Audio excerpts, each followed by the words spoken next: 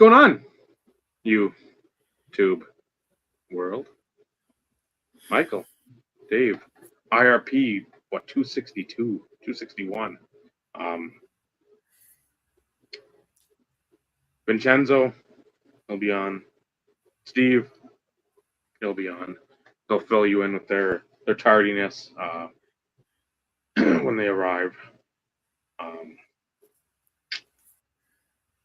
A lot going on pretty much everywhere, and it's all fun. Everything's fun. It's a great grand old time right now. Get people backtracking on Strongsville and saying they're not complaining about stuff and whining about it, but yet if you watch videos and you hear tones and you see that there's that much content over a show that probably 3 years ago I'd say nobody ever said a peep in the community about, that's you're aura farming there, so it ain't working. Sorry. What's up, Jeff, Paul, Tyrone, Brian? The real show this weekend was at Ryan's shop. What's up, Baz? Yeah, they had another one of the collectors or whatever it was. A card show in the card shop. 10 deal. I think it was 10 dealers on Saturday and 10 different dealers on Sunday. Which again, from Ryan's post and the stuff he picked up, I'm like, holy man, fuck. Somebody was unloading some merino and some beautiful ones. And I was about to send that to Brad, and I saw in like the likes or whatever. Brad was one of them, so I'm like, God, I hope. But Brad emailed or messaged me with like, he's like, what? And on a Sunday morning, so I'm like, this is of importance because I know Brad goes to church. Mm-hmm. So, and it was, I don't know, about 9:30 his time, so an hour ahead. And he's like, when's the last time you saw one of these? And I mean, I've seen them, but at the same time, I'm like, I give him an example of another card from that era, and I'm like, this is why I hold these other cards in such high esteem, because they don't pop up. I mean, afterwards we'll talk about it a little bit. I don't want to give it away until.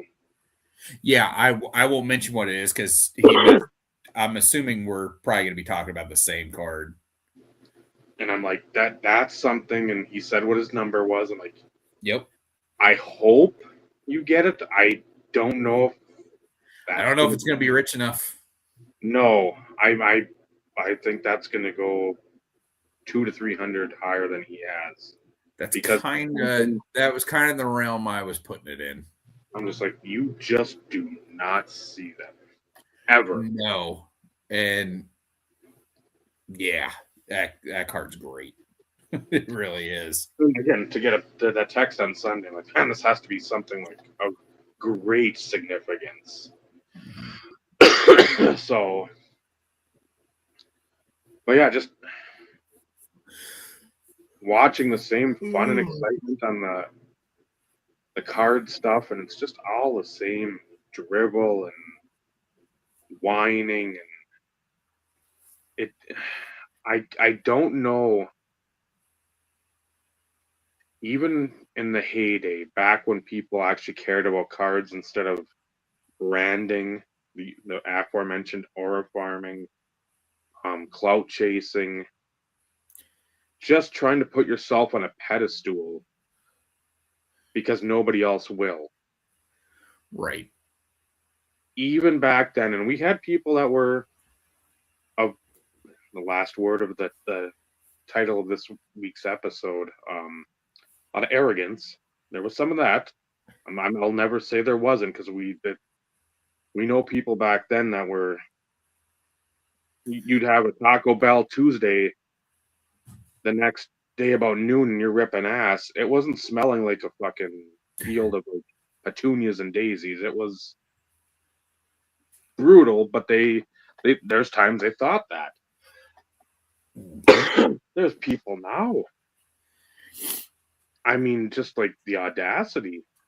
I watched in the group chat, I think Joe, Dr. Exclusive, sent something. He's always one for riling up the crowd. He's got the pitchfork, and it's like the old Bart Simpson when he's in the crowd. He's like, "What do you say?" One of those situations, and you're just like ready to fight, and I'm like, okay, I'll watch this because I'm gullible enough to at least watch a couple of them a month.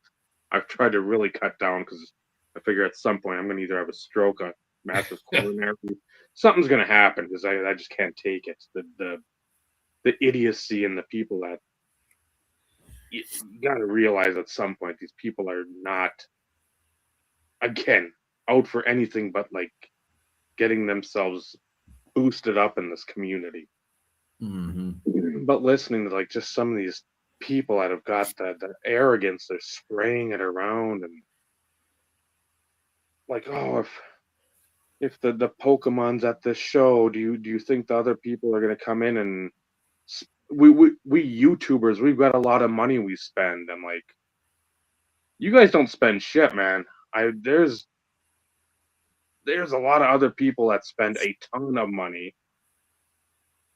and they do it in stealth mode. Yes, you're not sitting there and like no Godzilla beating your chest, King Kong beating your chest, and like, yeah, you got the money, I got the money, it's me. It's like, nah, that's good.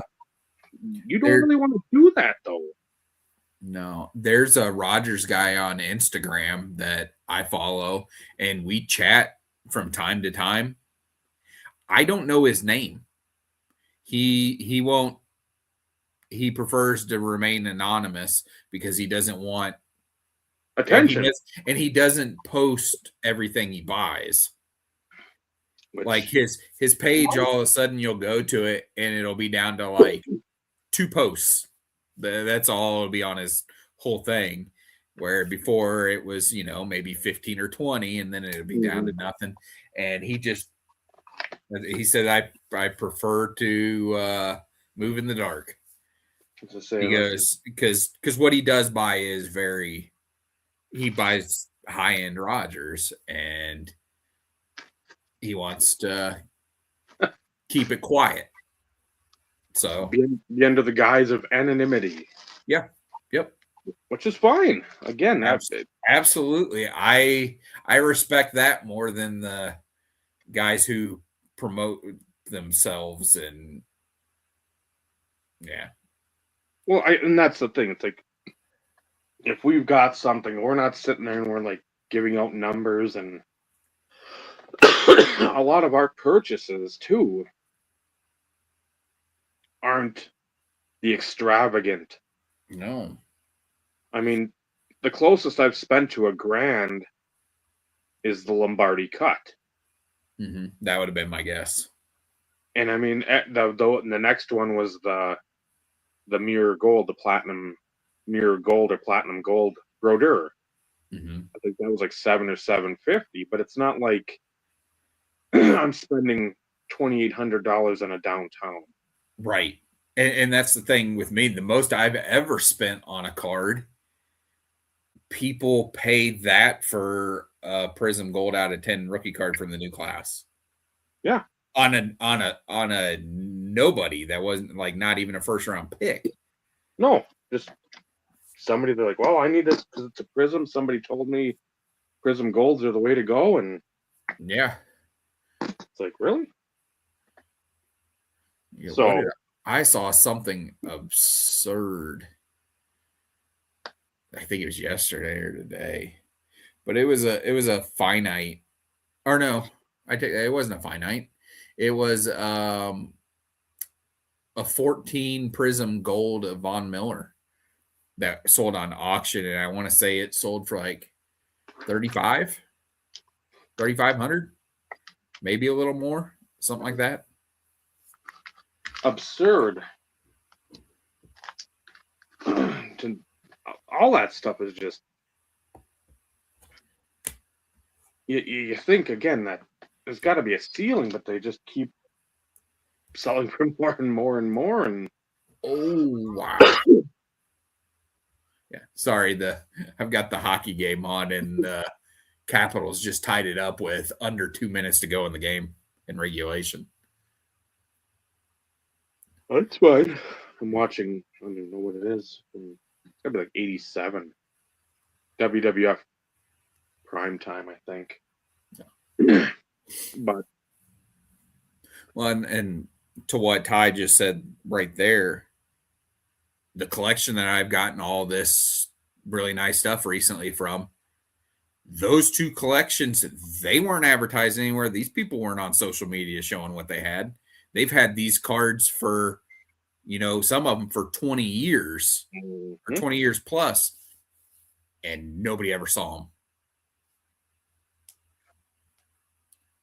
So that's... No, there's like there's the one that used to be on either Beckett or Blowout, maybe both.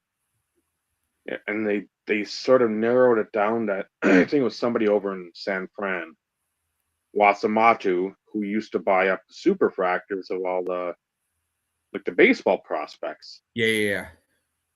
And that one was, I know. Is that the one where they got the street view of the house? Yes. Yeah. Was it out in California or was it Florida? I thought it was California because she's on the boards, Lisa, Lisu on the boards. She had mentioned that she knows the guy. She's like met him, and but I think that was one of the ones where it was like, is that where the Longo superfractor's at? And I don't believe it was, because that was probably 12, 15 years ago that was talked about. But again, it's like, yeah, a lot of people. Yeah, there was a lot of mythology around that guy. They're like, if your card, because they figured out his feedback rating on eBay. Mm-hmm. So they figured out, they're like, if this person outbids you and wins the card, you're never going to see it again. No. Everything got locked up.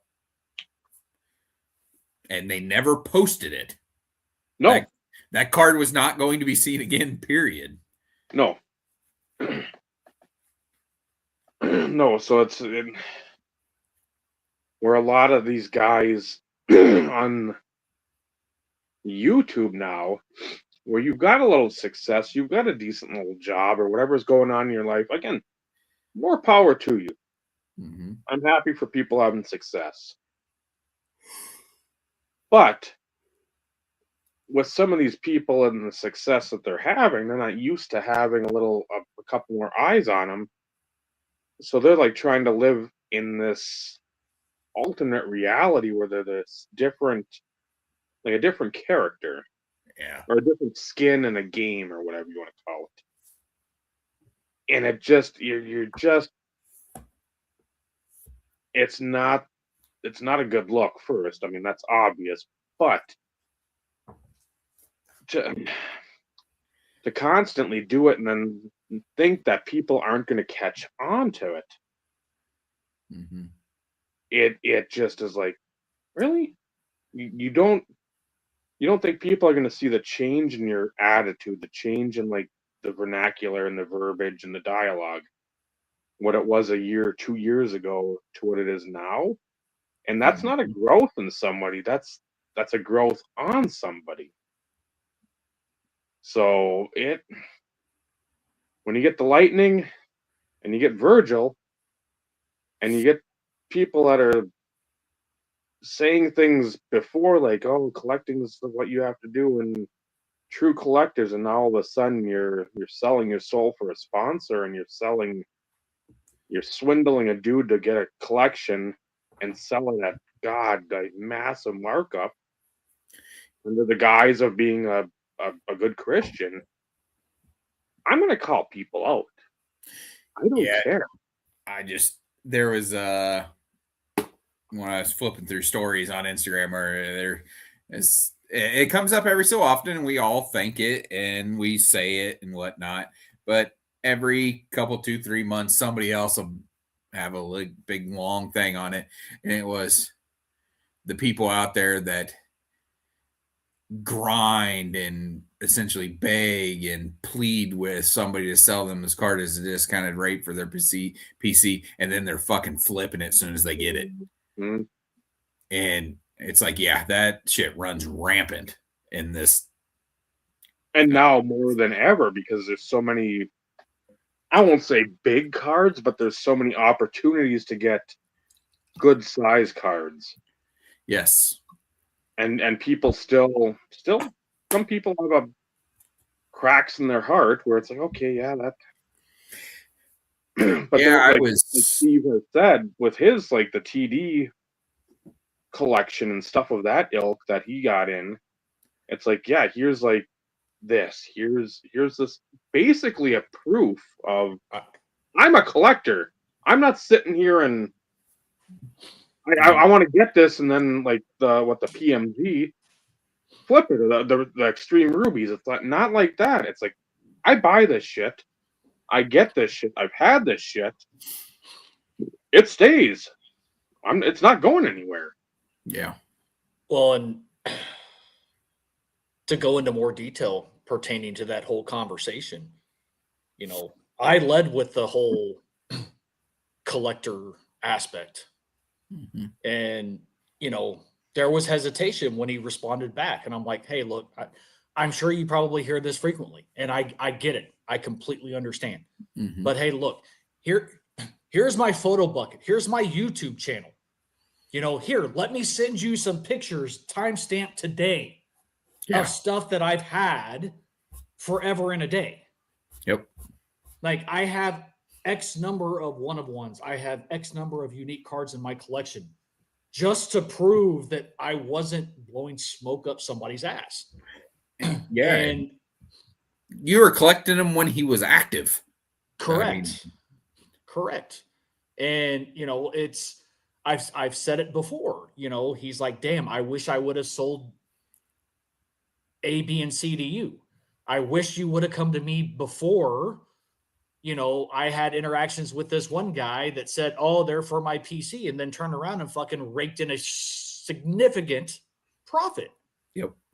And I told him, I'm like, that's the problem with the hobby now. Used to, if most people, I would say the higher percentage of people, if you said, hey, I PC this guy, this is my guy, or I need this to complete a set, even for that matter. Mm-hmm. A higher percentage of people who said that, it was the truth. Yeah. There was a smaller percentage of people who were just trying to get a deal in hopes to be able to either sell it for a profit, move it to somebody else so they can, like, whatever. And that's, if I'm being honest, that's one of the other reasons why, even though I see significant number of cards posted from time to time from the same seller, I just refuse to have a conversation. Yeah. Because this is going to sound very conceited, and I don't mean for it to be. It's gotten to the point to where, why should I have to prove what I'm telling you? My video. Yeah. Why am I having to prove this? I get the reasoning. I understand it. But at the same time, it's like, I'd rather go watch paint dry than constantly prove to somebody that I'm legit. I am who I say I am. This is actually who I collect. Like, I don't want to say I don't want to waste my time. It's a pain in the ass to constantly have back and forth to ultimately prove to somebody or them comfortable enough to say, okay, yeah, this guy's for real. It's exhausting. It's mentally exhausting when it's supposed to be a hobby. And again, I don't use that in the stupid, fucking hobby. It's I shouldn't have to tell you I collect Josh Johnson. You should probably know that, and all my 8 million schlubs and losers. It's I shouldn't have to sit there and say, well, I collect this guy. Well, what do you have of him? I'm like, how much time a week do you have? I mean, we can go through jerseys. We can The go card through that you have that I'm inquiring about, I have 17 copies of it. I want number 18. Yes, Yeah. I want one. When I say I want them all, that's not just somebody like blowing the smoke out their fucking mouth and I'm trying to get them all. No, I am trying to get them all. It is Pokemon. I have to catch them all. Because nobody else will appreciate them like I will. I have already gravely expressed that because I'm a lunatic. Yes, but on the flip side, Dave, even from your Instagram profile perspective, most people don't read. And if they don't know you're on YouTube, they're not going to waste their time to find out anything about you. So that's fine by me. But I'm just saying, in that sense, that's what makes it even more exhausting to have to sit there and prove to people that you are who you say you are. This is who you collect. But even then, like, I'm sure there are people out there that are willing to take the time and leverage AI and all sorts of other shit to provide a false bravado. Oh, God, and still do the same thing, which, again, it makes all of us look bad when we're trying to acquire something that we really want for our personal collections, and yet they still don't buy it. They don't buy what we're telling them, even though we could literally like coin 50 cards if we wanted to. But now with AI, who's to say that's actually legit? Do I need to be holding the fucking card? Oh, well, guess what? There's Photoshop. So how is it that in today's industry, how is a collector going to prove to a seller without 100% question that you are who you say you are? There's no way. You need to mushroom stamp it on camera. Yep. So I've said it before. The other reason is, you know, the other guy down on the lower panel who has a tendency to buy shit, and that's the other reason why I don't buy things, because he may have already done it. Exactly. And I mean that, and with all the love in the world. So it's a bad problem to have, because I know at least come Christmas time, I'm going to get cards that I need. So like, I'm not complaining. I'm not bitching. I'm not like, there's none of that. It just, there are times in which it makes it complicated. And yes, there are things in which I know I could probably go and buy and everything else, and all would be well with the world. But I also don't know what mood this motherfucker is going to be in. And lo and behold, he could have probably already bought it in the first place. Or i.e. 2 years ago, you know, and purchasing a linchpins. Like, come on. Like, or he gets a card and he's like, ooh, I really like this. I'm going to buy 3 more. Unintentionally, because again, there are some I'll call them glitches in the realm of Beckett in the way that they list stuff or have stuff notated. So hopefully now, since it's been 2 years in a row, we won't have a three-peat. Vinny? What's the three-pit? Oh, the three-peat. Linchpin, 3-peat, whatever, it doesn't matter. Oh. No, the phone card auto. Oh, that thing, yeah. That won't happen again. That's permanently off the list. Well, unless it's like a $5 buy it now, then it's like, well, that's just ridiculous. Well, most of them are that or less anyways. So they just get stuffed in the Broncos autograph collection, and that kind of fills the TD slot outside of the TD collection. So again, all as well as all's well that ends well. Thank you. Jesus. You're welcome. I thought I was having a stroke. Well, I realized I am getting older. And Mike, Canadian Cards, get well. Yes, sir. For those who haven't gone to see, he did post a video. Surgery did go well. So now it's recovery time. But so if you know Mike Canadian Cards, reach out on one of the last two videos, send him your well wishes, tell him to get better soon, because this has been a long time coming. Like we knew about this and had conversations at National in 23. So 2.5 years ago. So yeah, this has been a long time waiting. And yeah, comment on all his videos. If you go back on any videos, just comment Eagle's Nest on every video. Yes, let's get that trending. Let's not. Yes. Hashtag Eagle's Nest. And since I know Dave mentioned providing context for my tardiness, because this is not something that normally it's me who's tardy. It's always the other guy. Well, you're always late. That's a given. Everybody knows that. So that's not anything new. Correct. So today is the kiddo's 19th birthday. It has been an annual tradition on their birthday. We go to the Mexican food restaurant right out here. So it just so happened 19th birthday fell on Tuesday. So not going to break with tradition. So we went and had dinner. Had to make a quick trip to Walmart because they also wanted a fucking pie. Huh. So we did that. But yeah, tradition over a decade now. Like a chicken or turkey pot pie, or just like a chocolate mousse pie. Dessert pie.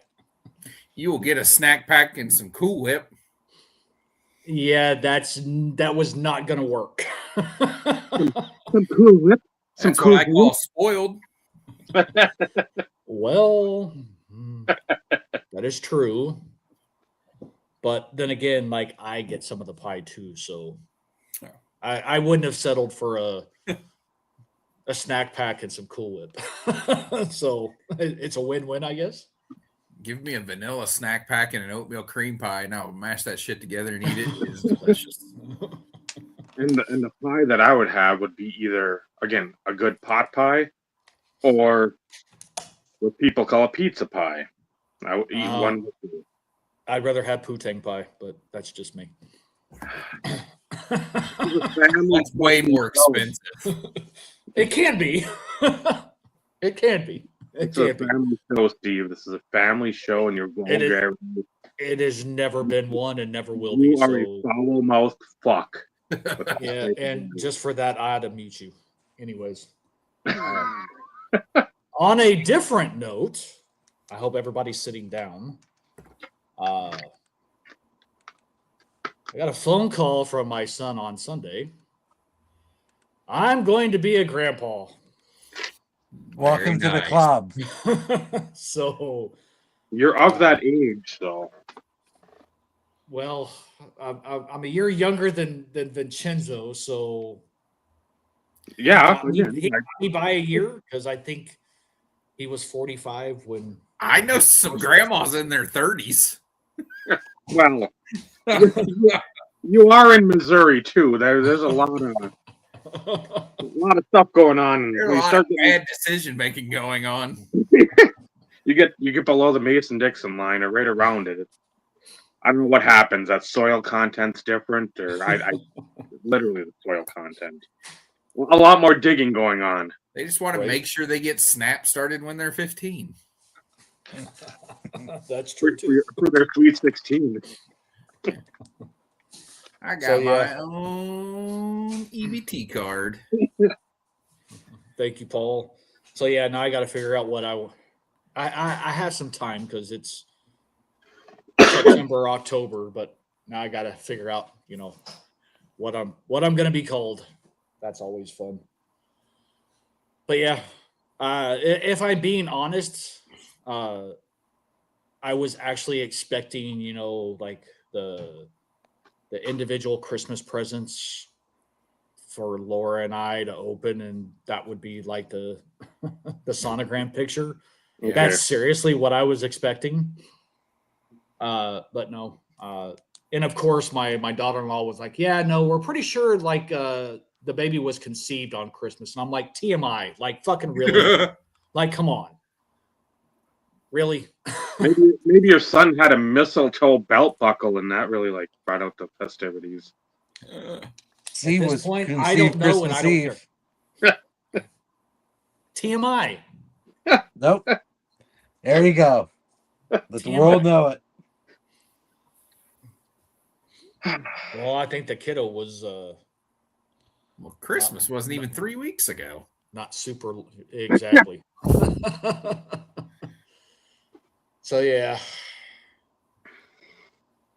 the foul-mouthed, not self-proclaimed oracle, hockey oracle, I should say, is going to be a grandfather. God, I feel old. Again, as you should. Fuck you, Dave. Correct. It's been a while since I've said that. So, anyways, there you have it. I'll say congrats as well. Thank you. I mean, I am looking forward to it, but at the same time, it's like, son of a bitch.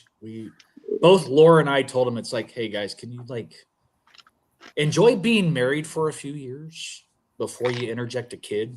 Like, just make sure you really like one another. Yeah.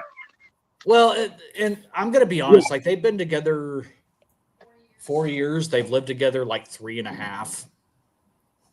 But again, it's like, okay, you're both 24 years old. Like, just be married for a bit before you start interjecting that level of stress. Right. Yeah. I don't think nobody understands how stressful fucking kids are until you have one or Right. two for that matter. In Or Vinny's case, 3. My neighbor 4, so like, but yeah, I'm happy for them, but at the same time, it's like, damn, I really wish they would have taken our advice and waited a couple years. What do we know? We're just parents. Yeah. Yep. You're always going to worry because you do know.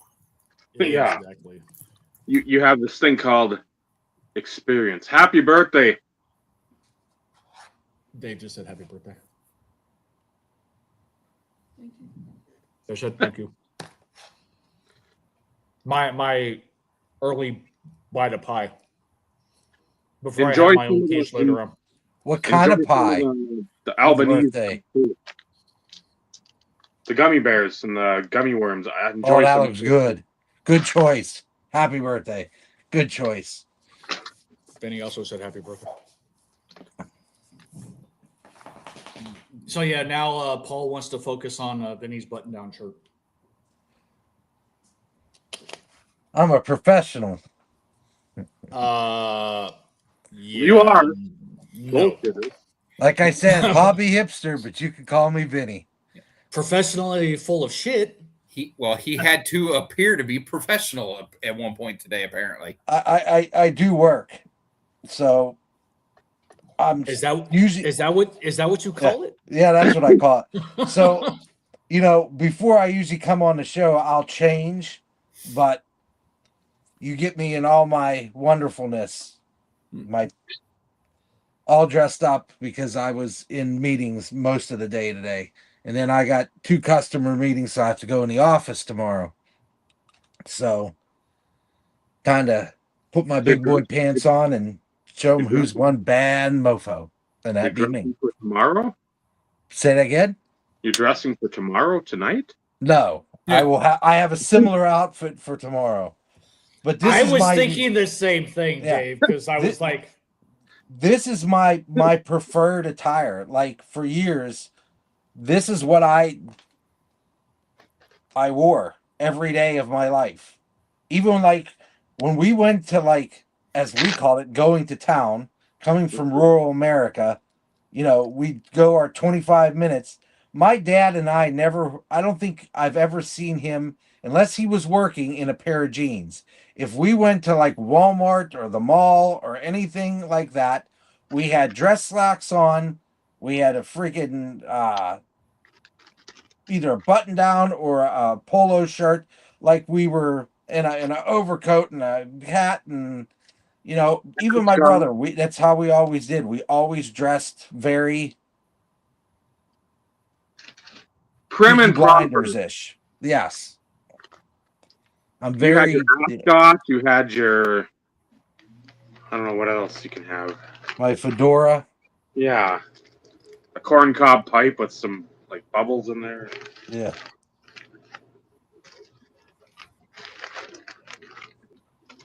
No, and I get comments everywhere I go after I'm done with work for the day. If I go credit union, go to the post office, go to whatever games. You're wearing shorts and it's winter. Correct.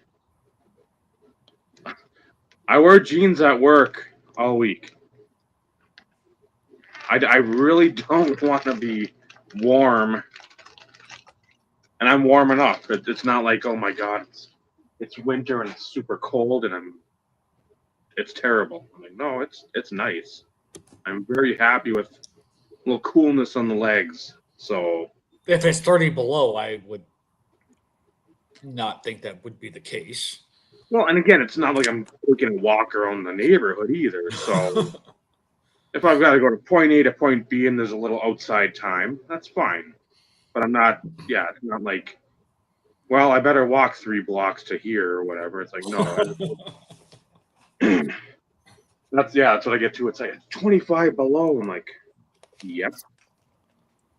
You are correct. Like, I'm aware of the weather, believe me. But I can feel it cold out. But I find it interesting because, like, for a lot of people who are used to it, like you're not one that's kind of out of the ordinary. There's a lot of people that are exactly like you. When it comes to wearing shorts or whatever, when it's super cold outside, it's like it doesn't bother people. Well, that's the guy that I stayed with at National the first few years that I went. The first 3 times, he's the same way. He's like, I wear shorts all the time. I said, that's why we're spirit animals, because we did. I don't want to wear pants. Pants suck. And a man in my carriage, you can't really find pants that are comfortable unless it's like overalls. There's always sweatpants, Dave. No, I don't want to look like the kids today. Fuck that. Oh, come on. Don't you want to be a hipster? Come on. No, because I tell Naomi every day that I see her in sweatpants, I said, you would have got your shit kicked out of you in high school if you wore that to school. Every time. Yeah, because the kid wearing the sweatpants was also wearing the Velcro shoes. Yeah, it sucked being poor. Well, that was the thing. Shoelaces aren't expensive. I'm talking about the sweatpants. Sweatpants were cheap. And again, I'm trying to remember. There's one kid that wore them the one time, and we gave him shit, and shocking, I know. And we're just like, you're if you get a boner, your boner's gonna fucking show.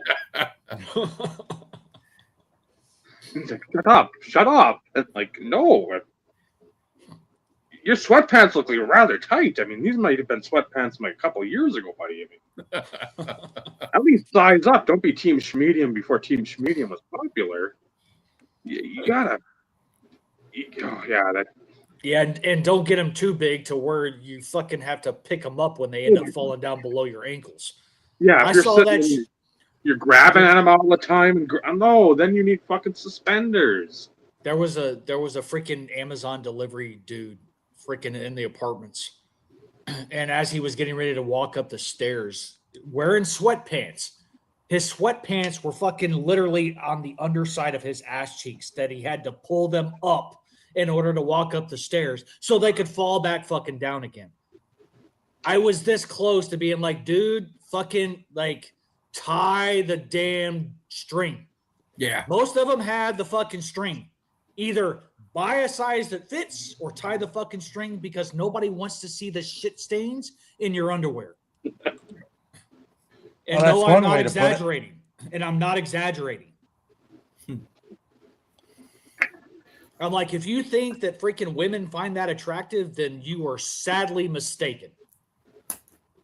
And if they do, Then That's there's a not the bigger ones you want. problem. Those aren't the ones you want. no. So, but No, I think it's we wore sweatpants for what? Like if we played football, if we're going out there, we didn't want to wear, again, going back to something nobody's probably heard in 25 years, 30 years, school clothes. When we had to take our school clothes off Yep. and put on our like outside, like clothes. scuffed Yep. up clothes. Yep. So, I don't ever remember having sweatpants. I'm sure I did, but I don't For remember gym. it. no, we had shorts and Shorts then for gym class. like a shirt, like a t-shirt. Well, Well, so did we, but we also we could wear Oh, yeah. sweatpants and a Yeah, you sweatshirt. could. I just don't ever remember. I had them for soccer. Yeah. And again, I mean, yeah, you can have them for like these athletic activities and such, but yeah, if you were just wearing them to school like everyone does now, no, you would have been, you got mocked, heckled, ribbed on. Well, and if I'm being honest, like the sweats that I owned were like my outside clothes. Like you said, I had my clothes to go to school. Mm-hmm. And like the stuff that I fucked around with outside or whatever, because it was cheap. Yep. I had a lot of sweats because they were cheap, and they were cheap to replace. The And the only windbreaker time they pants, got- that's Yep. the windbreaker. And the only time that they would get replaced is if like the hole in the knee got like this big. Yeah, the windbreaker pants. That's what I would wear to baseball. Yeah. That's what I had for baseball practice. Again, a man of my carriage, even as a youngster. I wasn't huge. I mean, gradually as like 8th, 9th, 10th grade got there, yes. But for like baseball, same thing. It was like, I'm wearing shorts out there. Yeah, we weren't allowed to wear shorts for baseball practice. Unless it was like, again, we're going to be doing hitting and stuff. But like, there's some of the Saturdays we'd come in and like, okay, you're pitching today. We're just hitting. Yeah. So then it's like, okay, we're not doing fielding. Or you can go out there and field, but you don't have to sit there and like, it's baseball practice and we're sliding, we're doing all this. Then I'm wearing jeans because I don't remember having sweatpants as like Same. Like before coming back to Ely in 8th grade. Like I don't remember sweatpants. Just shitty jeans. Go to garage sales, get a 3-4 pair of jeans for $1 total because they're all scuffed up and ratty and shit. And it's like whatever, something you can play outside with, get more tears in them. And, I remember school clothes in elementary school. I remember because we always would go shopping, in the summer and put the clothes on layaway and then pick them up the week before school started. Either at Walmart or Kmart or wherever it may be. But I remember having a lot of like patterned MC Hammer pants. I had a shit ton of those too. I think I had one generic pair of Zubas. I never had Zubas. Neither did I. I had the Prangy Way Zubas. And that was like a generic Kmart. I mean, again, that's like a step down from Kmart. And so, these are the ones you want. And here's some like, I don't remember what brand it was, but here's like the pumps. I'm like, that's not Reebok. It's got a pump on it though. I'm like, looking back at those school pictures, I'm like, oh my God, how did I not just fucking get thrown in a dumpster every day? it was mullet. The bullying was really bad in our days of school in more ways than one. Yeah, you could tell there's a definite class of like who had and who didn't have. Oh, 100%. You see the Z Cavarici, the Guess, the Jabos, and you're like, I know how much those cost. And here I am wearing whatever it was, Rustler, or Wrangler, or not even a fucking name brand. It's like, oh. Yep. Or the like the Hammer Zuba type pants and that weren't Hammer or Zuba branded. They weren't made in India or Pakistan. These were made in like Marshall Island or something. It's like, good Lord. Yeah, and then, actually get up enough courage to ask the parents or whatever, so what do you want for Christmas? What do you want for your birthday? And you bust out with, Calvin Klein, and they're like, yeah, no. Wrangler button flies. Paid for myself. If they didn't know what are those? They're pants. I had a lot of Bugle Boy jeans. So did I. Yep. So did I. A lot of Bugle Boy. That was Montgomery Ward's freaking best brand, or at least where I grew up. Yeah, Bugle Boy, even the Dockers type deal. I wore a lot of Dockers for school because I wore a dress shirt like this. Was Dockers like J.C. Penney? Dockers is owned by Levi's. It's their dress pants. Yeah. I just know where they sold them. But it would have been like a J.C. Sears. Yep. Yeah. Macy's. Yeah. Yeah. The more expensive stores, as I throw it up in air quotes. Yeah, that was to have money for uniforms. I would cut grass and all that stuff. What's up, Orlando? Going on, Orlando? Yeah, I think the first would have been 9th grade, maybe 9th or 10th. Silver tabs. They were on sale for like $28 a pair, and that was like. And I still rue the day where I should have bought, as I got older, as many pairs as I can. Yeah. Those are the most comfortable jeans I've ever worn in my life. My brother, when they had Gabriel Brothers, which was this discount store, and we went in there, and I came home, I'm like, Nick, they got silver tabs. And he's like, how much are they a pair? I'm like, $14. And he's like, okay. He went in there, he bought 10 pair of them. And he said they're the Devin Carhartts. That's all he wore. Silver tabs and those silver tabs, he'd have like 3 or 4 good pair like to wear out, but he had about 10 pair for work. And my grandma used to patch the shit out of those things. Yep. And because he works in a wood factory, a wood mill, he's a woodworker, and he would get glue and stain and varnish and all that all over it.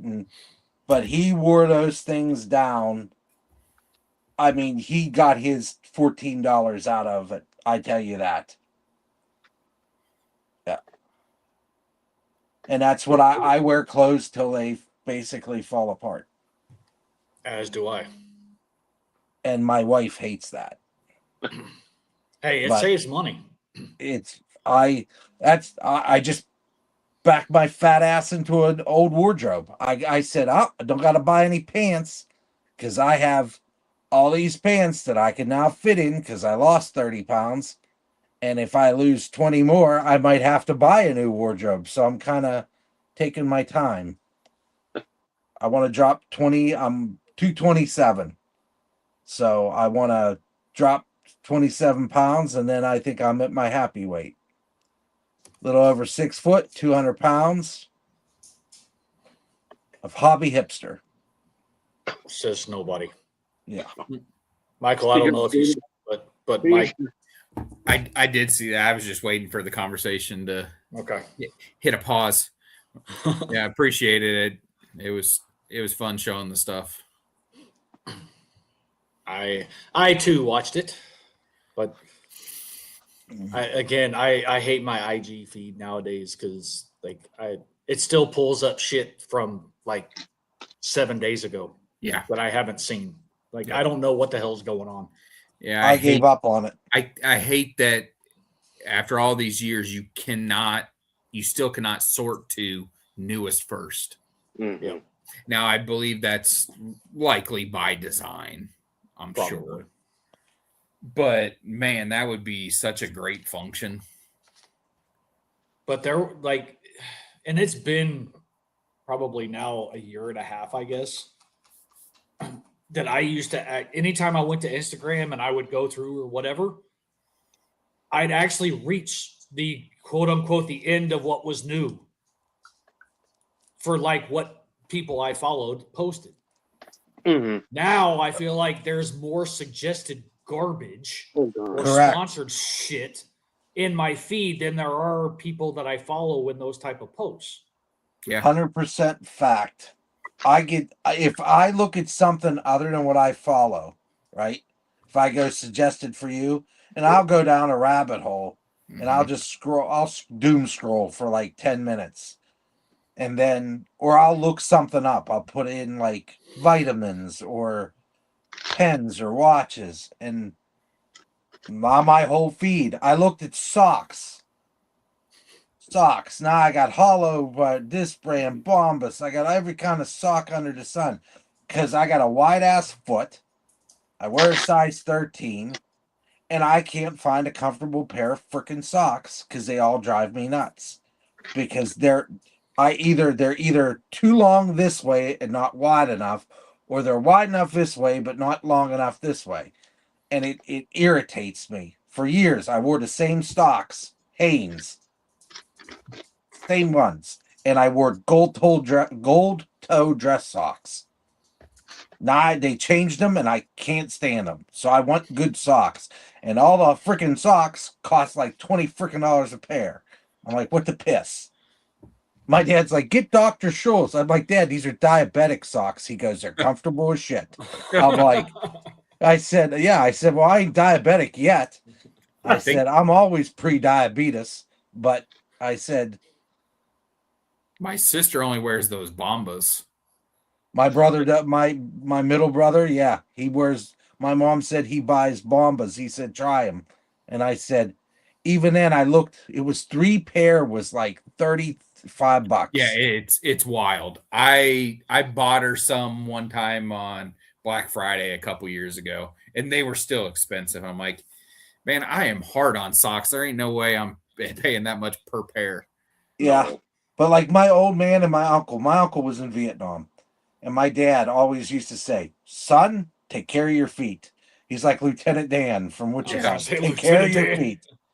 Take care of your feet. And I'm like, and I noticed, I said, when you get your feet wet, because I was out shoveling snow and I got water in my sock and I came down, I did it before work, came down here and I'm working and my feet, and then 2 days later, I'm sick. I'm like, it's not a virus.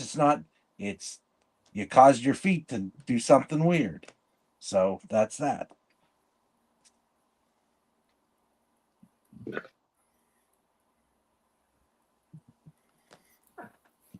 NFL. What'd you think of the games this weekend? I only watched mine, and it was basically like watching Week 17 again. So sucked. That's how I felt. I did watch last night's game just because it was likely the last time you were going to see Rodgers play. And I hope he comes back one more year. I don't know that he will, and if he does, I don't think it'll be with Pittsburgh. Now that Tomlin stepped down. Yeah. I mean, that's why Rodgers wanted to play there. But, man, their offensive line was just like Olay. Yep. I mean, That's their biggest problem is their O-line. yeah. And once they showed a little bit of weakness with it, I mean, Houston was getting home with 4-man rushes easily. That's a very scary defense there in Houston, but that offense is not scary at all. No. How on paper the most expensive defense of player in the history of mankind that they whooped them so bad. It's our secondary, I think. And then we live and die by the blitz, and it opened holes, and we got murdered. Yeah. So it is what it is. I didn't have any expectations. I wanted it for Aaron Rodgers more than I wanted it for myself, because I like the guy. Everybody. I like him. I'll tell you what, though, you go read like the comment sections on posts about Rodgers now, and it is overwhelmingly positive. It basically took getting him out of Green Bay for the people to quit talking shit on him. Well, yeah. Because that's when he was with what's her name too, and then the Danica, and then he was when the what do you call it, the hyperbaric chamber and the darkness retreats and all this other shit, and which he still does. You. He still does. They just don't talk about it anymore. Well, yeah, that's the thing. It's like don't bring it up and be like an idiot. And then like, the whole vaccine crap, and then just like they did to Tyler Bertuzzi, he was the one guy in the NHL that said no, and he couldn't play any away games for that period. And they toasted his ass in Detroit, and it pissed me off. That's his choice. It's a free country, and it's like, and then he scores 2 or 3 goals in the first game. And as time goes on, it's just proven more and more that, guess what? The fittest people in the world, it wasn't gonna fuck with them. Yeah, and it's what I look at this way. Why did you criticize this guy? And you got to protect your newborn child and all this junk. I'm like, oh, they assassinated him. What it ultimately came down to was they didn't like being felt like retards whenever they felt duped when he said immunized as opposed to vaccinated. Yeah, that they didn't like looking. They didn't like it. Yeah, so they went off on him. Yeah, and then Terry Brad. That's why I got mad. I wasn't happy with Terry Bradshaw. I'm like, dude, it's his own personal feelings. Don't judge people for what they do. I mean, if he was an a-hole, it'd be a different story. But he's like, he never did nothing like to anybody to be like, I've seen stories about like Peyton Manning said, kicked the guy out of the huddle because he screwed up and all this stuff. He said, get out of here. I'm like, those kind of things. I'm like, I don't know. Tolerance level is not high. Just, God, is it so hard to get along? I mean, like I said, our generation of X, it was just, I don't know. We all just partied and had a good time, and it was great. But now it's all goofy. So I'll leave it at that. Yeah. That's because our give a fuck is broken. Permanently. I really don't care. Just be good to people. Not hard. Oh, it obviously is. I beg to differ. Obviously is. I struggle with it every day.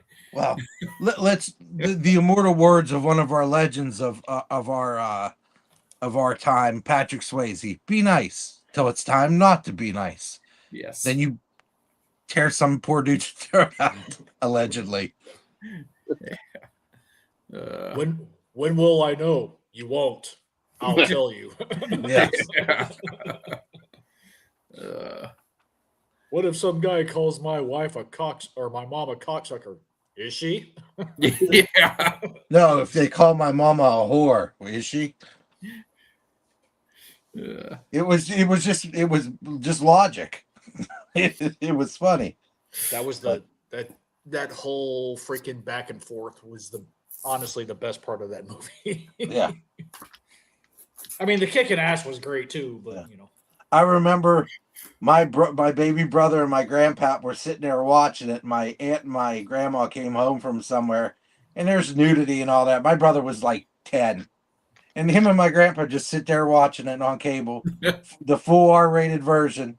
And they yelled at my grandpa. They're like, "You let him watch this?" He goes, "What's wrong?" He goes, there ain't nothing bad." He goes, "He's going to see a naked lady eventually," and I'm like, "Okay."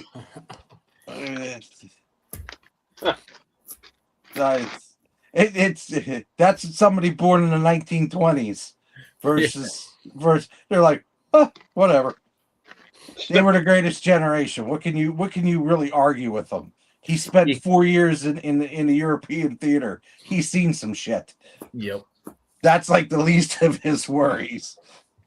That's why I used to love during summer, because my grandfather always had to have HBO. So during the summer, like when everybody's asleep, freaking late night cable TV, man, there was nothing better.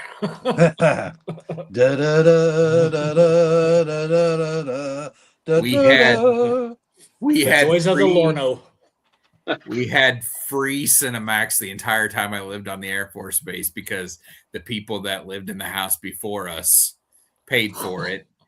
And the cable company never came and took it back because that was back in the day where it was the cylinder that you screwed into. And it was underneath the house. And they never came back and got it. So we had good old Skinamax. Yeah, Skinamax. I remember it being called that. Who's Shannon Tweed? Right. the joys of the Lornos. And then later on, like you actually had porn actresses in Lornos. Yeah. And you're like, you went from this to this? Or am I just missing something to where they have like we'll call it the NC-17 rated version that plays on cable TV, but yet they're also taping the X-rated at the same time? Yeah. Yeah. You seem adept and knowledgeable about this subject, Steve. A lot of late night TV watching. Come on. I was just, and Late Night USA had some risky shit. That's what I was that where was that where Silk Stockings was? Yep. Yeah. Yep. That girl with the really attractive eyes. She had these crazy eyes. They were beautiful. I just remember them.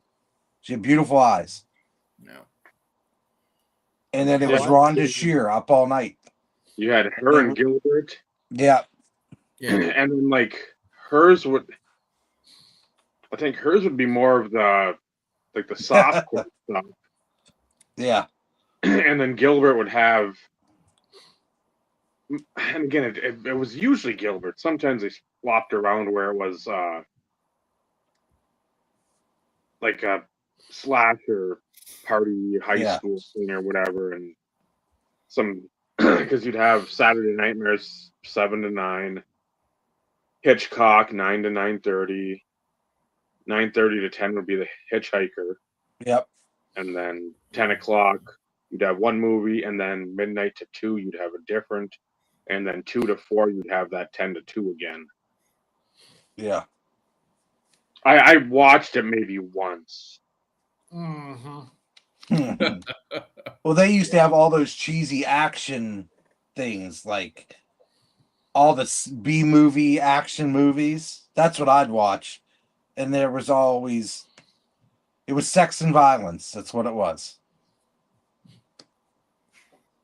It's pretty much how that was. And then Gilbert was like that they would show Porky's or some kind of comedy for the 80s.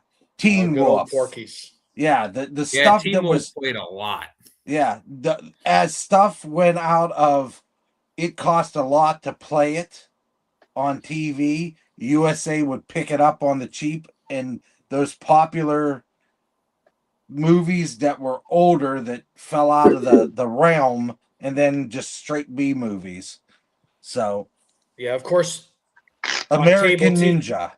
That was another one. On regular cable TV, you didn't get the full Porky's experience unless Yeah. it was like HBO, Cinemax, Yeah. Showtime, whatever. Yeah. What's that? Or Revenge of the Nerds and Yeah. K-Raid.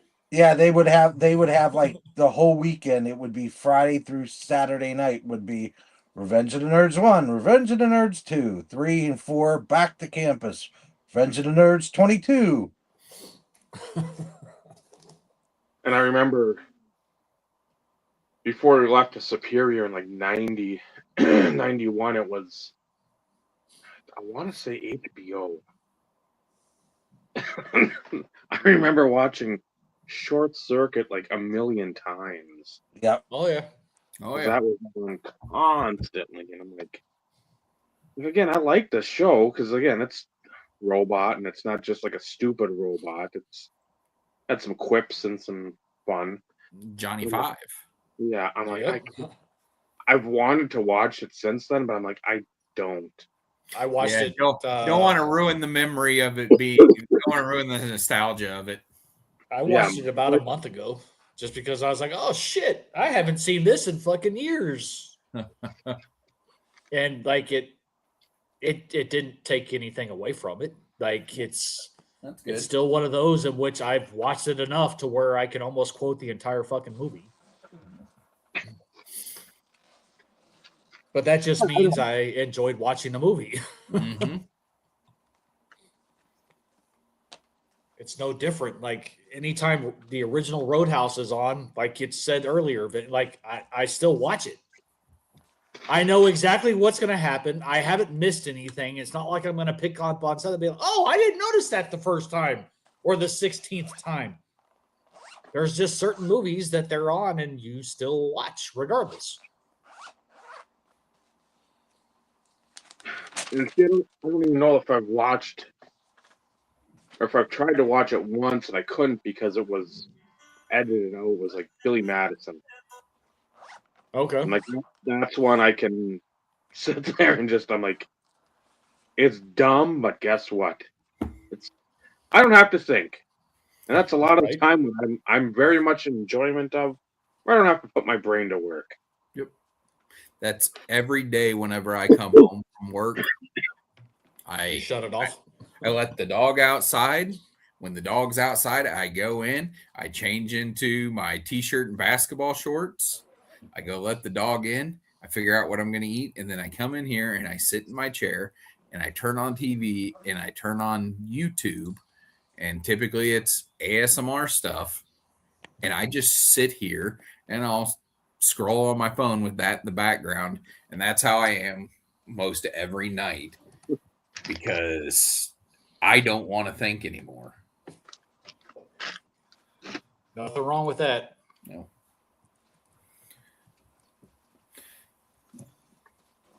And then usually something catches my attention. I got to figure out a way to buy it. At least that's the way it's felt for the last couple months. Well, yeah, where you're like, oh, God, that's got to be it for a little while. 2 days later.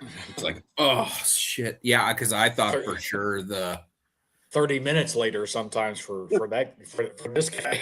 Yeah, I thought that Ultimate Numbers and Absolute Patch was going to be the last things I picked up for a long time.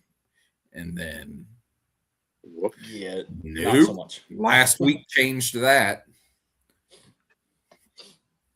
See, maybe stop thinking it and maybe it will. Yeah. Well, I mean, we all know that's how this goes. We'll go through droughts where there's nothing, and then I gotta go. I'll be right back. I got a phone call coming in. I gotta take. No worries. Yep.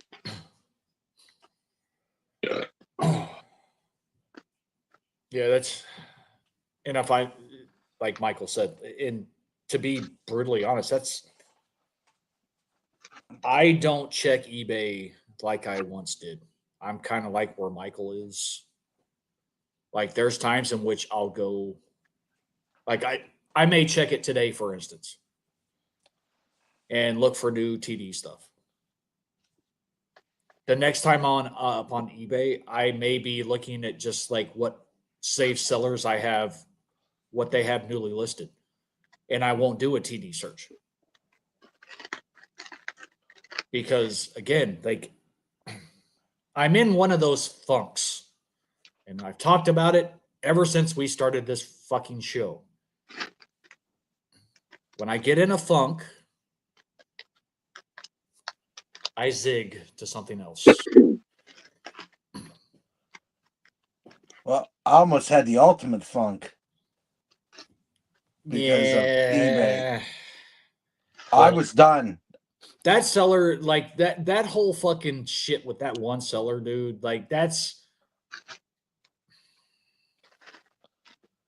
what makes you think you're so fucking high and mighty that this is the type of stipulations that I mean, I get it. You want to save expense. Yeah. You want to save fucking fees.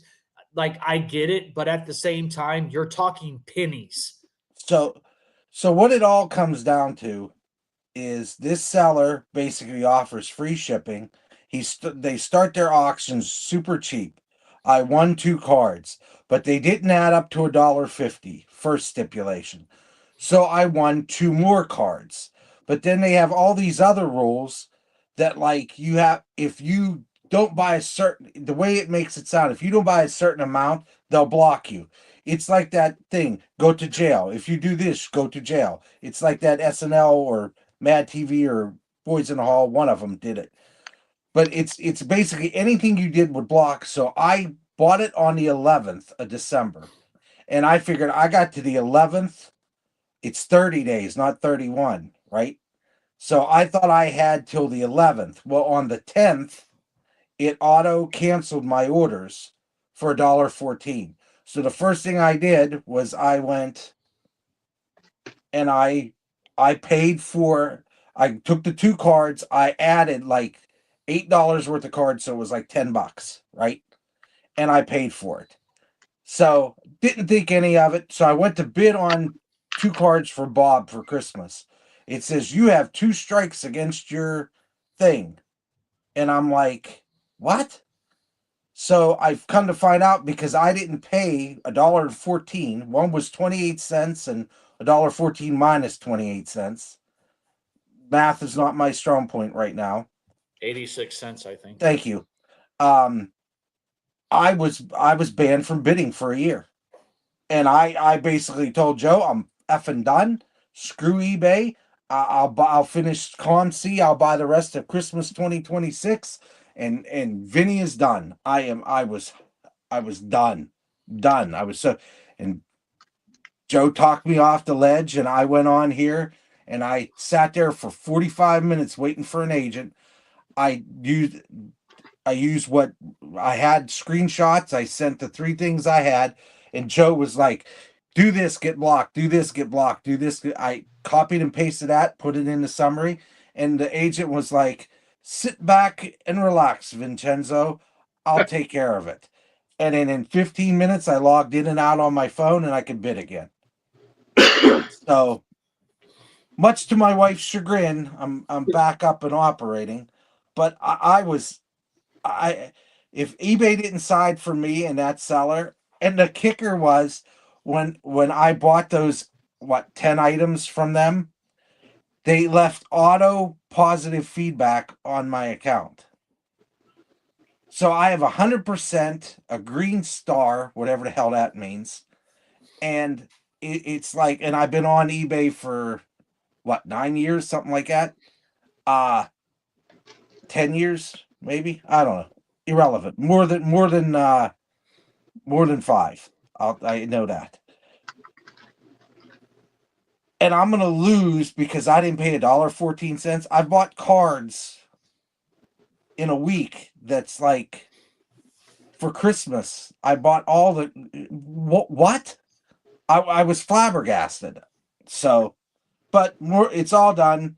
Moral of the story, make sure you pay or the auto pay goes through.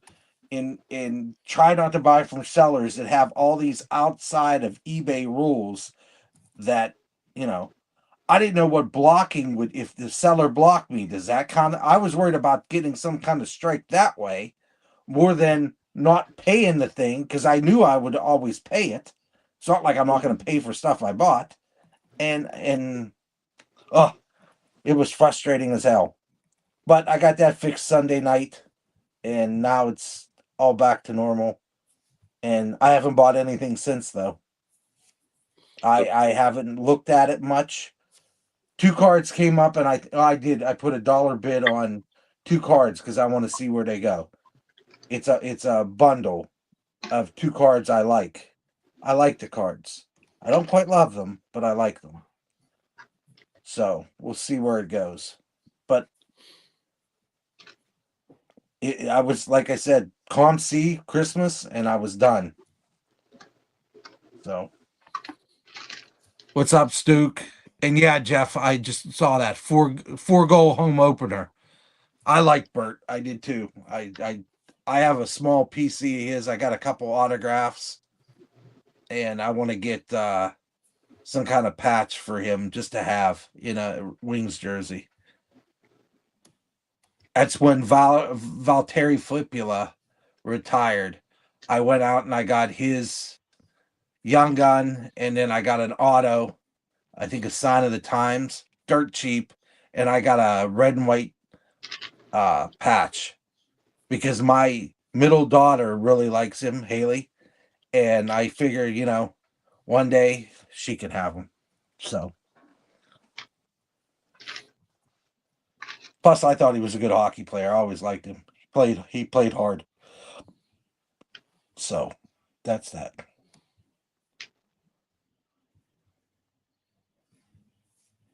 There you have it.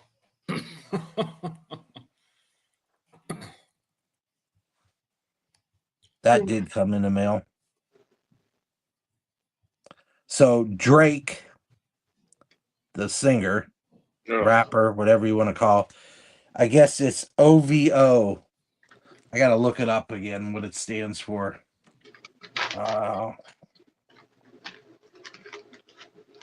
But apparently it's like a 6-card set. There it is. October's very own. And it's, I think, it's Mario, Gretzky, Bork, Waugh, and somebody else, I think. Messier, maybe? It's these cards. You get a 6-pack with 6 players, and then 1 card that's numbered either to 1 or 99.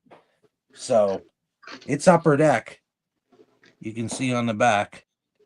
But the set's like $120 to buy the 7 cards with the 1 hit card, as you would call it. But somebody had to buy it now for the Mario. It was like $294. And I was like, nah, that's all right.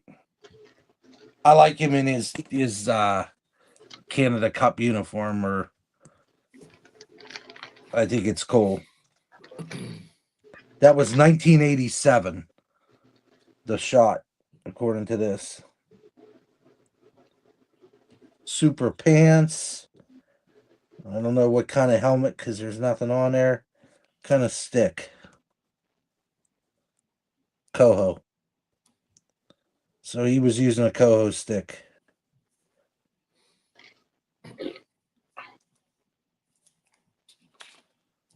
So that's the 1 card that came in this week. And then the rest are Bob, Dave, Bob. Michael, Bob, and then Me. Me.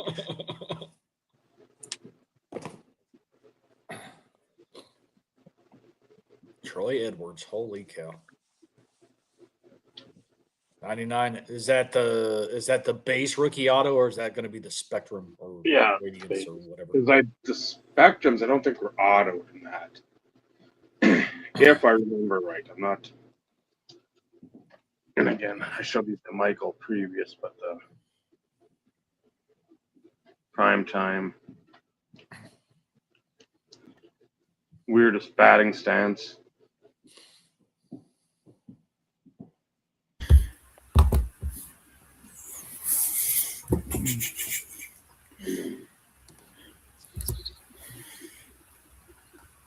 That's random, Dave. I know, but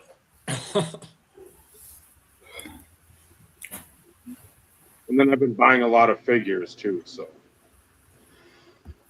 nobody, Eric. Absolutely fucking nobody. And Vinny already showed a hockey card. Back it up about a minute and a half. I got one here. That's one from last week. The ingrained that are now not numbered. If since your life depends on it, I will be your hero. I know that's what you're holding out for. Yes, but he could have also backed up like again a minute and a half, and he could have seen a hockey card. That's not, as my brother would say, that sounds like work. This is Eric, and he pays for the like button anyway, so he should be used to work. Yes. Yeah. It was always funny. My brother always used to say that after coming home from a 14-hour workday. It's like, he goes, that seems like work. I said, I understand, though. I said, the other 10 hours of your life, you don't want to even think, dream, or wish about work. That's why I missed the pro team. Because that was my ultimate distraction. Even more than this hobby. I did enjoy the soccer ball, as my grandson calls it. That's one of those in which I only pay attention to videos posted by people that I give a shit to watch. And that's, I'm using that term loosely only for the simple fact that I think I have like 300 and something videos on my watch later list. So some of which are an hour long, Vinny.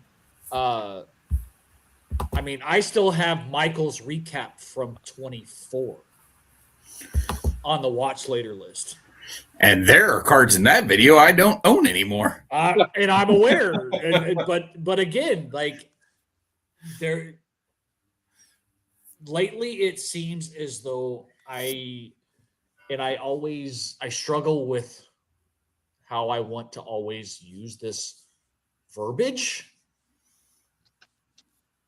Sometimes it's about making time. Sometimes it's about finding time, like depending on situation and circumstance.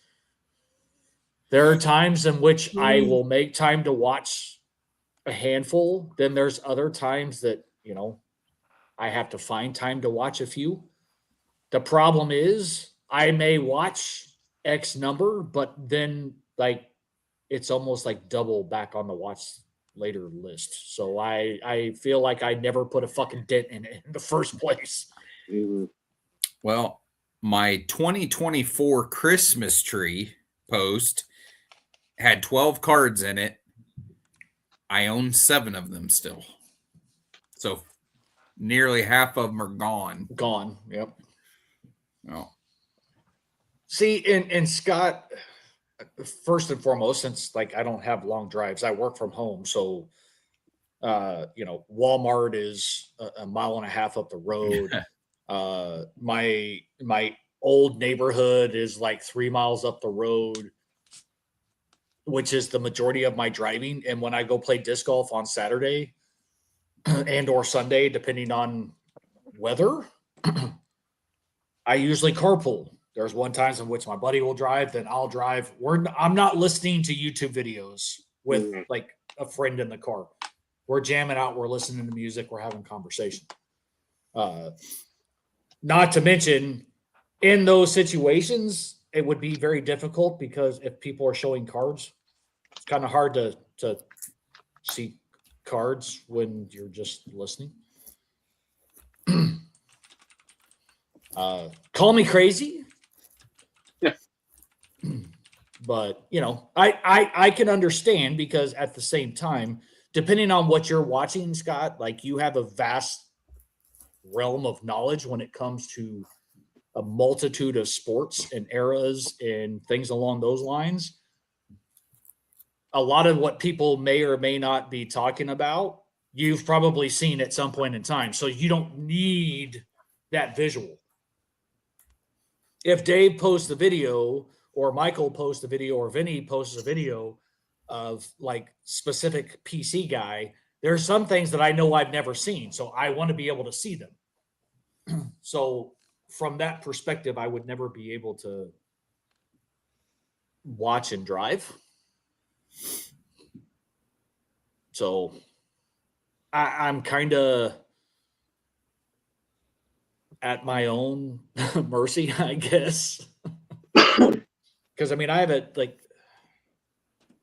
I probably have 50 Brad videos to watch, and that's just his stuff. Yeah, That's not including some of the Bradley Claw stuff that I still haven't watched, which is small comparative to everything else that I have on the watch later list, because those I kind of like, okay, one got posted, I'm watching this one because I want to see. But you know, all of Vinny's last 5 videos, 6 videos, they're damn near an hour or longer. One's like a half hour, one's like all the rest of them are almost an hour. So, and I want to watch them because, like Dave, I like the longer videos. The struggle is I usually end up having to break those up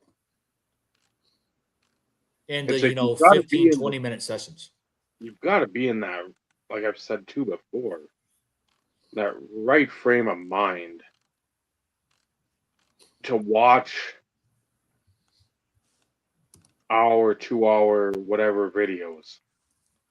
Just because, again, a lot of times I'll start watching like a wrestling event, but I've seen it, I like it, I know I like it, that's why I'm watching it again. But like after 20 minutes, I'm like, I'm fucking done. I'm like, I need to watch something else. I don't know what it is I need to watch, but the stuff that I try to watch, again, like there's that Ruin Road. I watched a couple more of those documentaries last night.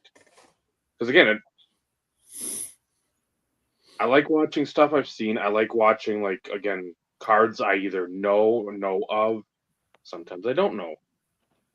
But when it's like that type of programming, like the murdering, and it's an actual, like I've said, if you haven't watched any of the Ruin Road, RUIN, and then Road, it is so well done for something that isn't like on TV.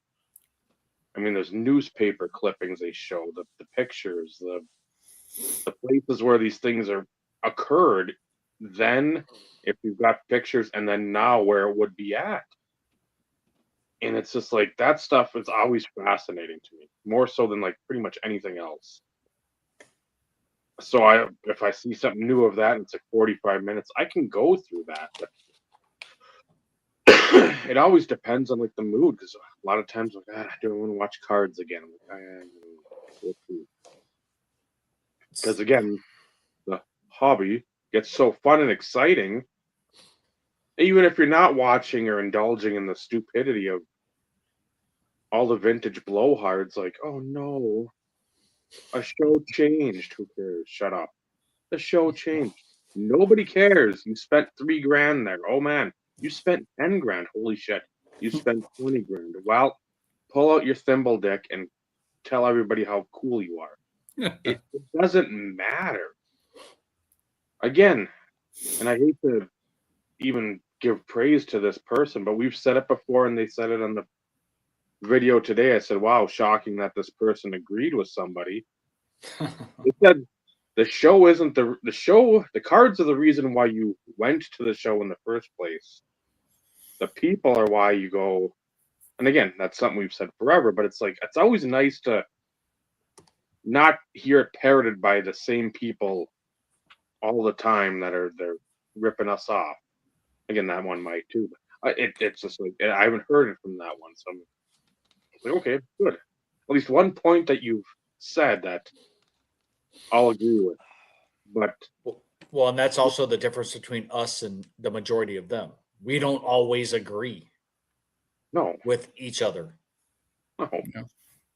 And let's be real. That's what makes great conversation.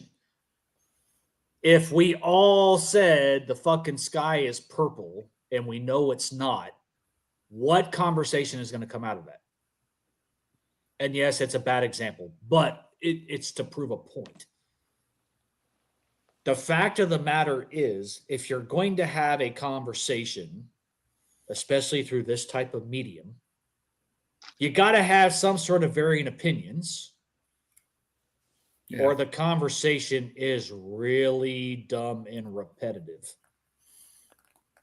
Oh, Dave, 90s inserts are great. Michael pops in. Yes, 90s inserts are great. Granted, we all think that they are, but again, like, there's got to be something else that's involved in that conversation. Yeah, nobody's gonna say they're not. Well, I'm sure there are. Well, I meant, I mean, Among us, no. You will not. The only thing that's not great about 90s inserts is that I can't afford them. I was gonna say Right. the prices are the thing that sucks. Yeah, Or find, I can't or find afford them. the ones of the players I want. Or find them for that matter. Yeah, It really comes down to our generation has an easier time adapting to people that are completely opposite of us, but we share one common thing and we build off of it. Right? that's In our because we weren't cases, all told we were special. yes, this is probably true, Michael. Oh, damn. I was told that my entire life. And I was told And that. not the good special either. Yeah. I've been told that many times. Like, you seem pretty special. Like, I am. Thank you.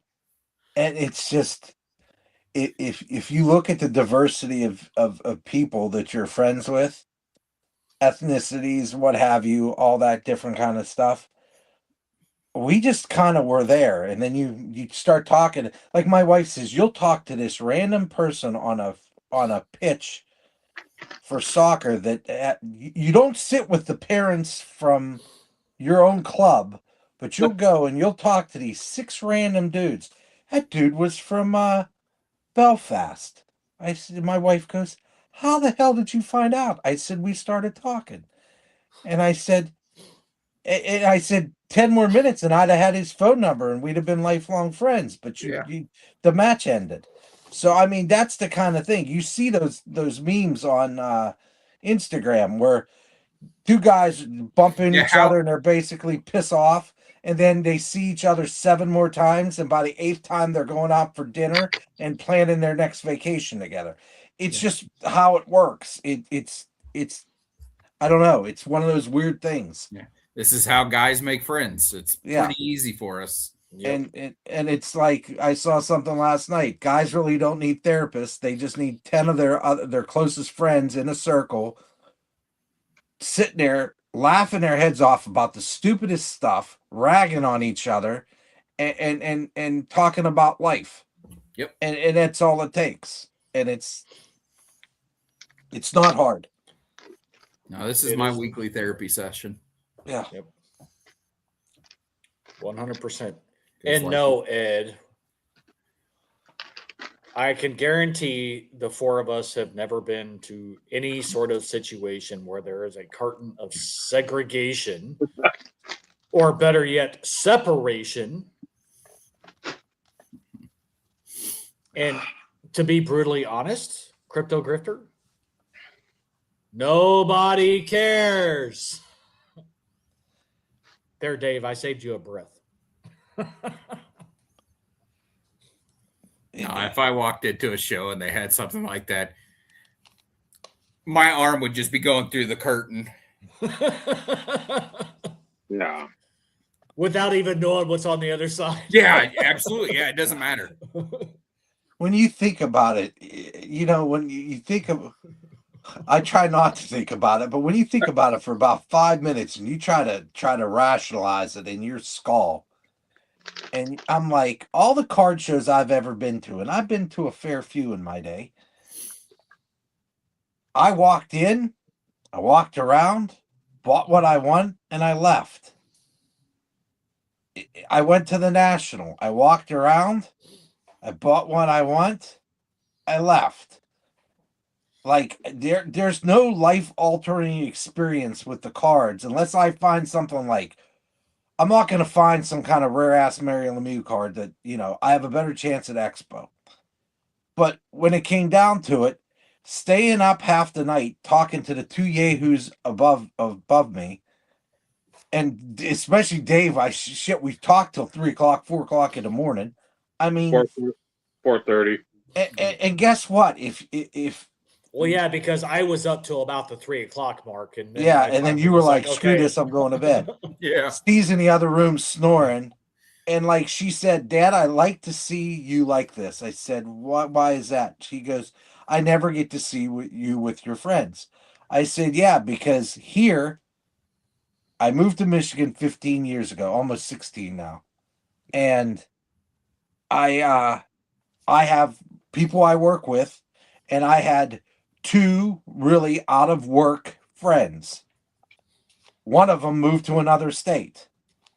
And so I got one dude that's here that I have two guys from work that I'm close to, but I left that job. So guess what? I don't see him. Probably I don't talk to him as much. And then I got one buddy, and his life is basically like mine. His kids football. That's all the guy does. He coaches football and he works, and he's worried about his son, getting into college. He's got a chance. So that's that. All my friends are scattered out throughout the US and Canada. So, and my one buddy, I talk to him every Friday. We have a therapy session for an hour and a half. We talk, and we basically this, but nothing to do with cards. It's just we talk politics, religion, all that stuff that we don't talk about here because he's of the same ilk as me, and we just talk about all this kind of stuff. But if it wasn't for the people, what the hell is the point of all this? I mean, good Lord. So I'm going to ask the question, Scott. Please tell me that is with a hint of sarcasm. Please. Pretty please. God, I am begging you. That has to be that is with some sarcasm. Yeah. Because if it's not, next time I see you, I'm going to have to give you a swift punch in the nuts. If you're not sure which tables are the ones with vintage, I'm pretty sure you can tell by the people standing around it. Correct. And if you can't, then there's a bigger problem. Yeah. Or here's the thing. Look at their showcase. I mean, I don't know. Yeah. Wow, what a concept, right? They would be the guys standing around cupping their farts and smelling them. And I mean that with all the love and respect in the world, Scott, because yes. I mean it with all the love and respect in the world. I'm going to punch you in the balls the next time I see you. Only if what he said is not with a touch of sarcasm, because Scott is normally very quiet in person. For those people who may or may not have noticed or have met Scott, he's very quiet, but he's got a very, I'll call it interesting sense of humor.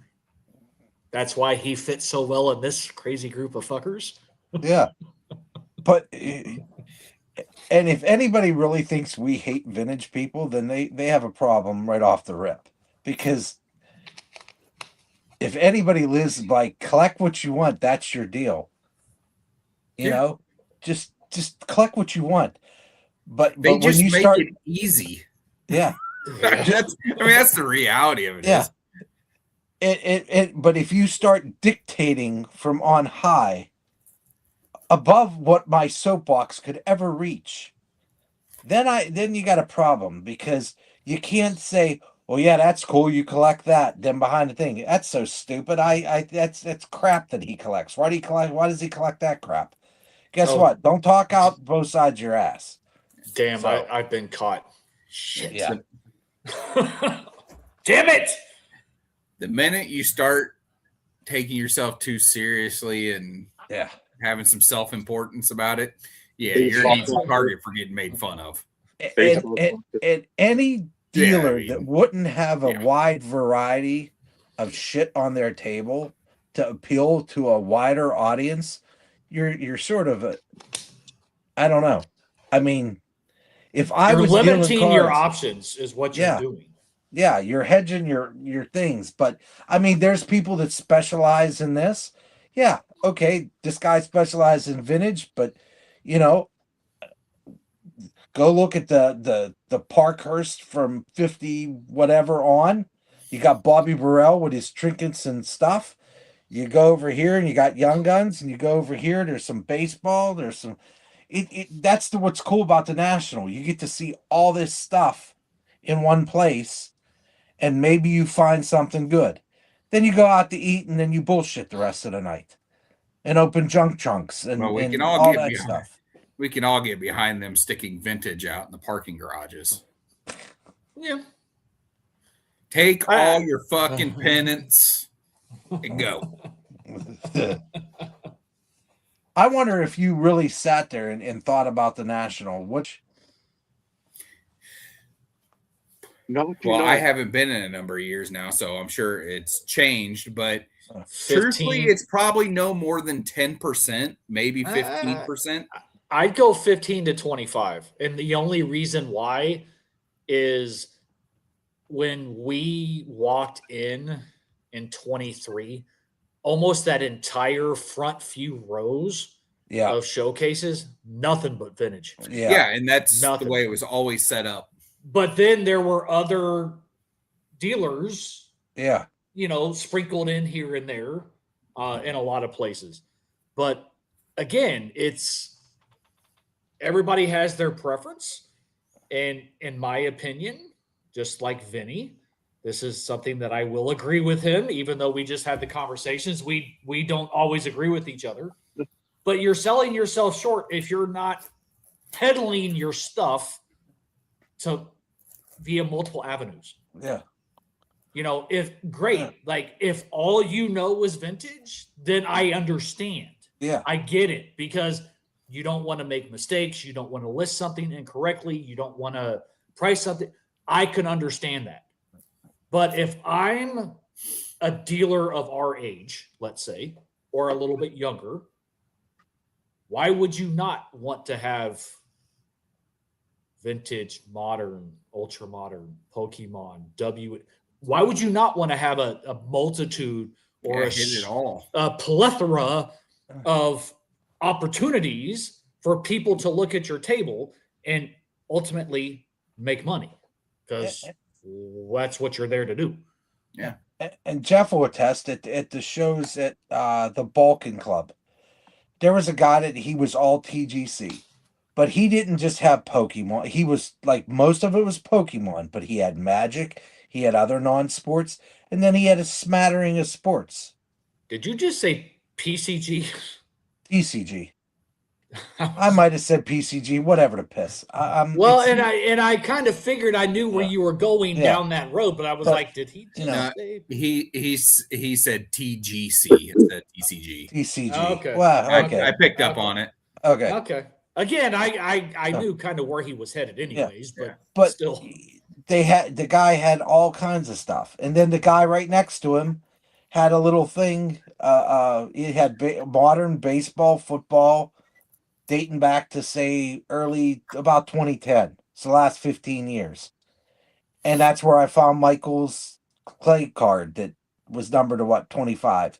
Yeah. And like, who likes Clay Matthews? I'm like, yeah, I know somebody that does. So I will gladly take that off your hands. And now whenever I go to the few shows that I go to, I stop and look at the people that have Pokemon, because I'm looking for one specific Pokemon card. I don't collect it, but there's one card I do want to pick up, and it would be cooler to pick it up at a card show than it is just buy it off eBay, because at any given time there's 5 of them on eBay that I could buy, but I would like to find one at a show. So I'll look at the stuff. It just doesn't, It doesn't appeal to me for as far as a collecting thing, and I have no desire to learn their values.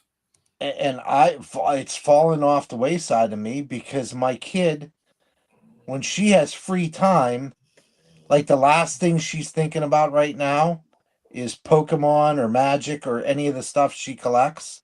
Mhm. But yet when we see it, she's like, man, I would like to have the time to open it and do this and do that. But she has no time right now. Like the only time she really has is from July or June to like close to the end of July. Then it's right back to soccer. It's a full-time thing for her. Like she has school and soccer. It's this week. It's going to be 6 days of the week. She has no matches this week, but she's going to train 2 days for goalie. She's going to train 2 days with her team, and Friday she has a match. And then she's going to probably get a training this week for goalie, the weekend. So it's like, what does she want to do? Let's see, open cards with dad or game and do stuff else, you know? Sorry, I was laughing because Charlie was over here snoring and farting. Oh, Nice. cool. Jeff, I haven't been to, when did we go to Nashville? 23? Mm-hmm. So the last time I was at Taylor was 22. The last time I was at Troy was 23. I haven't been, and then Steve came. I went to the show, then Steve came the next week and we went to National. That's the last time I was at a card show because my wife says I'm banned from them until I can organize this basement. And every time I think I pulled out stuff that from my daughters the other day, this whole big ass tub of, I'm like, what the hell is this? So I spread it out all on the floor and I took a video. I said, do you guys want any of this stuff? And they're like, no.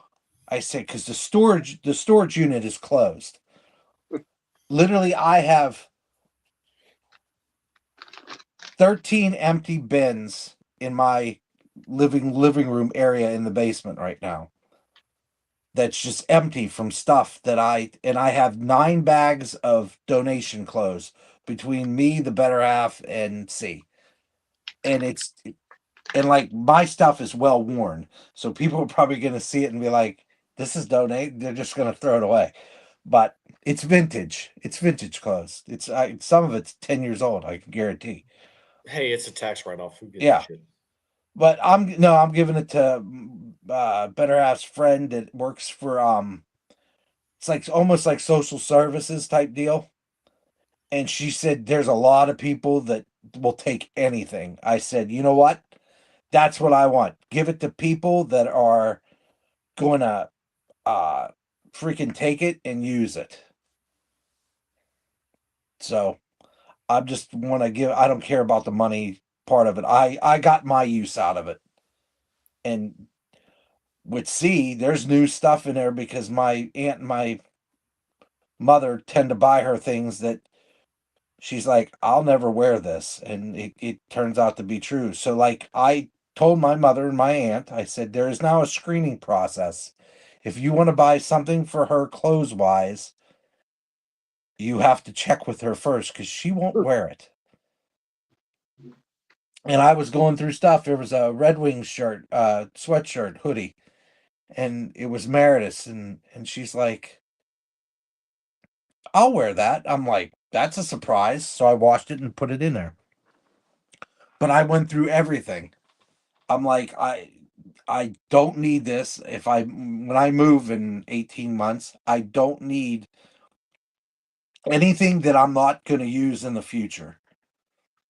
She needed notebooks the other day. I said, I got some. Went down here, opened the tub. She needed 6 notebooks and I just had enough folders. Boom, done. Don't have to buy nothing. It's in the storage. And that's the kind of crap I got. So it's that all that stuff is I'm going to try to use up. I ask everybody, I said, anybody need hangers? Need some hangers? I got a bunch of hangers. And anything. If people need it, it's out the door.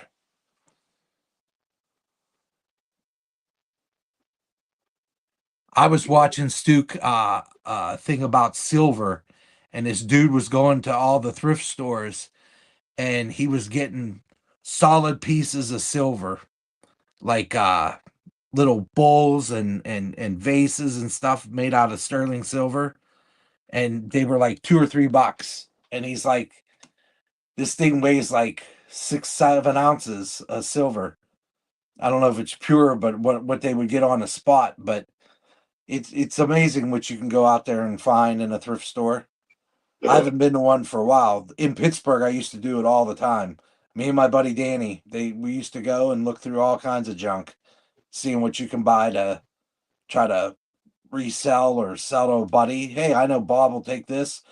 Hey, I paid $2. Give me $2 for it. Even break even, whatever. I don't care. But it's just the fun of the hunt.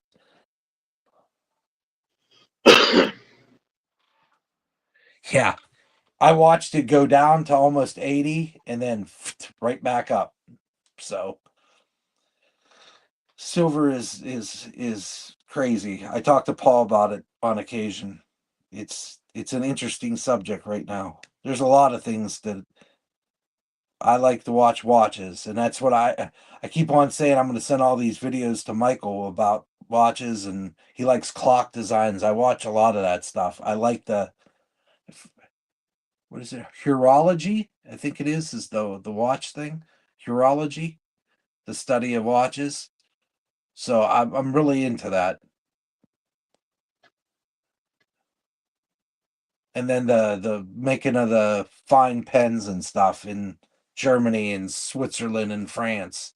I dig that. And these people all these micro companies that do those starter things now that turn stuff out of aluminum and copper, and it just fascinates me. This little old world resurrection or resurgence, I should say, of little businesses making their own stuff with Kickstarter, and they make a run of say 300 pens, and most of them are sold out within 10 minutes. And micro brand watches, some guy that used to work for Timex, he starts his own little watch company. I mean, there's stuff other than cards. Much like your crash videos, that's what I watch. Yep, silver can't tear an ACL. Ain't that all right?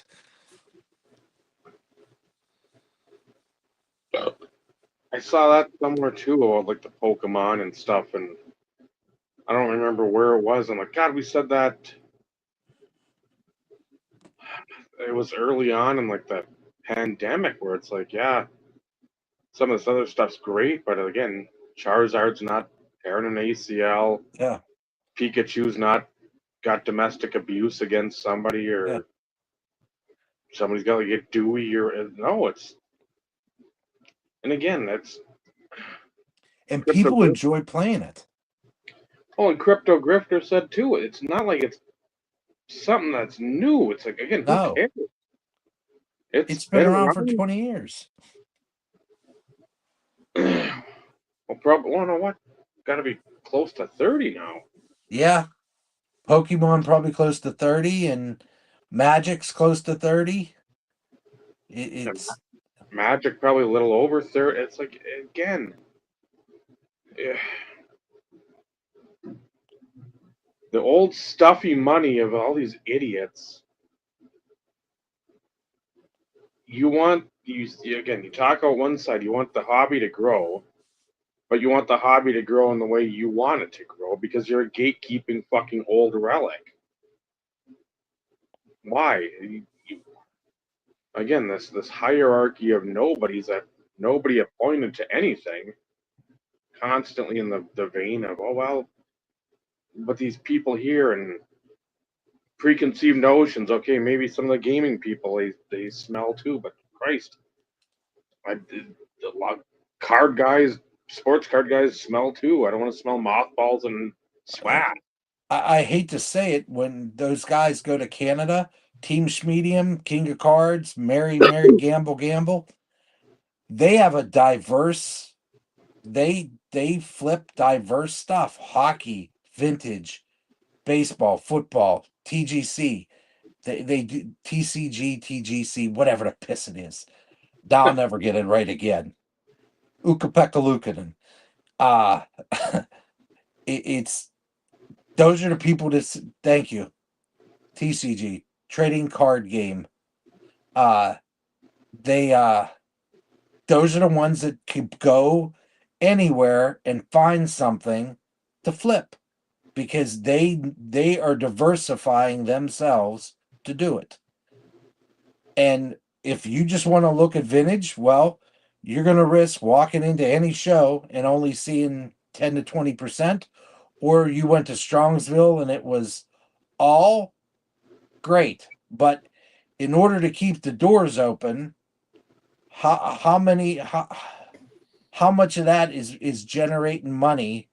If you could expand half of it and half of it, you just double your profits as the guy putting on the show or the lady putting on the show or the person putting on the show.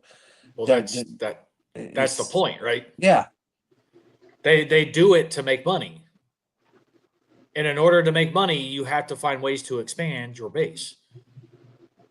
It's no different as a business. Yeah. You want to expand your customer base. Yeah. Reach customers that normally wouldn't buy your shit. How do you do that? Yeah. You bring in other things that may pique the interest of more people. It's what it's I called did. Business 101. Yeah. It's what I did for work. Everybody said, well, we need a new customer. So I happened to get a call from a certain type of customer that never bought from us before. I flew out to St. Louis, met with him, and it was the story where the guy wouldn't deal with my two colleagues. They're like, I don't trust them. You seem like a hillbilly. And I'm like, that's because I am a hillbilly. Yeah. And we sold a bunch of shit. Because I don't go in there and say, well, you're going to take, everybody's like, you're going to take, well, we have this. I said, my question is, what do you need? Yeah. What do you need? And he told me X, Y, and Z. I said, what's your email or what's your phone number? So I took his phone number and he goes, I'll talk to you. And he called the shots. It's the guy that ran the garage. And he said, and the big suit guy that I was dealing with this whole time, he looked at me and said, you knew not to talk to me or any of these other people. You sought him out in the corner. I said, because I knew he's the one that calls the shots. Because he's the one to drive. If you got 158 garages around the country, and that's the guy that runs them from this garage, who am I going to sell to? The guy that runs all the garages, because he's the one that's going to tell everybody what's up. So it's not hard to figure out. But I was never disrespectful to the guys in the suits because I'm a guy in the suit myself. I said, I could do anything you want, but if you try to actually work on a car, I couldn't change a spark plug 9 chances out of 10. Probably couldn't change an oil right in a modern day vehicle. You know, maybe 1998 and back, I'm decent. I'm capable. But other than changing maybe a tire now, which is pretty self-explanatory, I underneath the hood is a whole different from 25 years. Yeah, and I studied all that. I mean, I had a guy at work, and they took me under their wing and they taught me all that computer stuff, the diagnostics part, and I learned all that, and I knew what it all did. So, it's just never what I thought I'd be doing. I'm a biologist by trade. Not by trade, but by education, and a math major and statistics. That's what science, math, and statistics. That's my bag. But I was in the auto industry for 22 years. But you couldn't math earlier. Yeah. Well, that's because my brain, I shut my brain off. It was 11:01. I shut my brain off at 11 o'clock. I'm giving you shit. I know. Giving you shit. Just had to call out the obvious, Not that I can talk, I have my moments too. It's not that I can't math. I don't want to. It's sort of like Michael says, once I'm in that chair, it's like when I'll be down here till 8 o'clock, 10 o'clock at night. At 10 o'clock, when I walk upstairs after 12, 14 hours, I don't want to think. I don't. And then I'll call my dad and talk to him till 1 o'clock in the morning. Guess what? Then he goes, "How's work, son?" And I like, yeah. He's like, "You're not stressed?" I said, "No." He goes, "Okay, moving on." Yeah. He goes, "Did you watch that latest Hickok 45 video with the from the Browning High Power?" I said, "Yeah, I watched that." He goes, "What are your thoughts?" And then that's what we talk about. Usually firearms and knives and stuff that he's interested in, that he got me interested in over the years. My dad used to hunt and do all kinds of stuff like that, and he was into agriculture. So we'll talk about, growing something when I have a little bit of land. Well, he's like, "Well, you could grow this and this and a thing," and I'm like, I talked to him about growing potatoes. I said, "I love potatoes." I said, "I wonder if I could grow my own, and I want to grow some different fruits." And I'm like, those are the kind of weird things. The last thing I want to talk about. But when I'm with you guys, I talk about cards and chicken sandwiches. And bitch about work from time to time. Yeah, not anymore, man. I tell you Not what. normally. Not normally. That is correct. Every once in a while, there's something that hiccups here, but it is. I love this job. I love the people. I just, and people listen to me. I mean, I can't. I'm very sad, and like I said, I got a whole generation of younger people that I talk to now, and I'm like, all I want to do is build you guys up, and they love it. They dig it. Whatever generation this is, millennials, zillennials, alpha, beta, meta, whatever the shit they are. All I know is every person I talk to, they wanna grow and understand and pull stuff out of this noggin of mine. So, I mean, it's good. I'm a happy boy. Now that Dave is yawning, on that note, we did hit 2 hours. I know we like NFL playoffs were mentioned. We can have future conversations because that's some sore subjects for, I'm sure, a lot of people. And we didn't get to 2026 goals last week. Or the top 5 shitty, overrated inserts. Oh, I don't even remember that. Yeah. Goals? What are goals? I've stopped making goals. I got two simple ones. Don't leave the hobby and enjoy and organize the shit I do have. Of course, Dave's going to bust out his fucking list. And 2020 and 2026 Christmas. I did that. JJ needs. That's new. Wow. I need a screenshot of that, bitch. Well, a lot of them are going to be uno de uno, so. Hey, not everybody in the IRP circle. Not everybody got bounced. Not yet. Yeah, not yet. Don't worry. It's coming. What did I miss? Wow. NFL playoffs, Denver's not out yet. Wow. Yet. Wow. Yet. Wow. Yet. Well, if you thought you were going to get any support from the other 3 people on their screen, you're fucking crazy. Well, no, I wasn't expecting it in the first place, but, Dude, I hope your team goes all the way. I do find it interesting that Denver or Buffalo. No, I don't want to see anybody happy but me. Is 1.5 point favorite over Denver being at home. I know Denver is wishy-washy. They have been all season, but they've only lost 1 game at home, and you're going to give Buffalo 1.5 points. I find that interesting. Yeah. Call me crazy, but something isn't jiving there. That has to do something. That's got to be a Vegas thing. As to it's all Vegas. And we all know that. We've all had that conversation, not in great detail, but I just find it odd that again, Buffalo is fantastic. They are a great team. I like Josh Allen.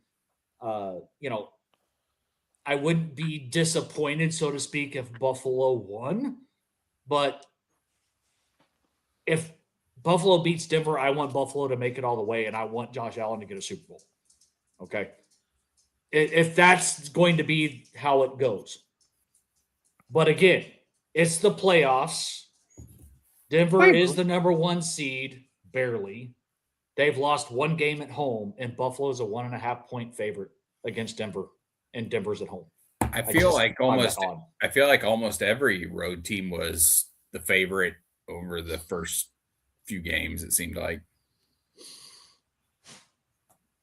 And that may be, but again, like, I think Denver had the best home record this year.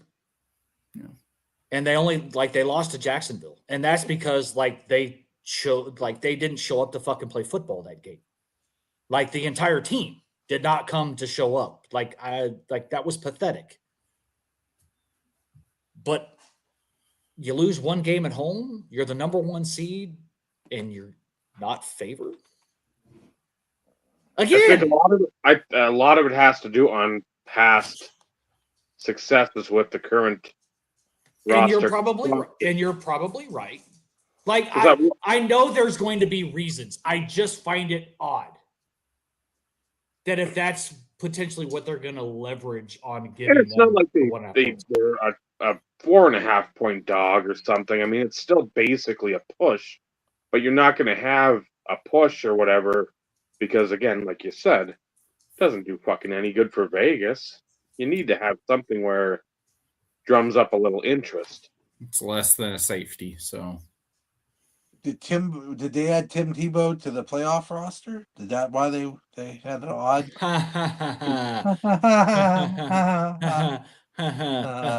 Aren't you fucking funny? Go in timeout, bitch. Yeah, you forgot. I still have the power, Vincenzo. Huh? What? I can't hear you. Huh? What was that? What did you say?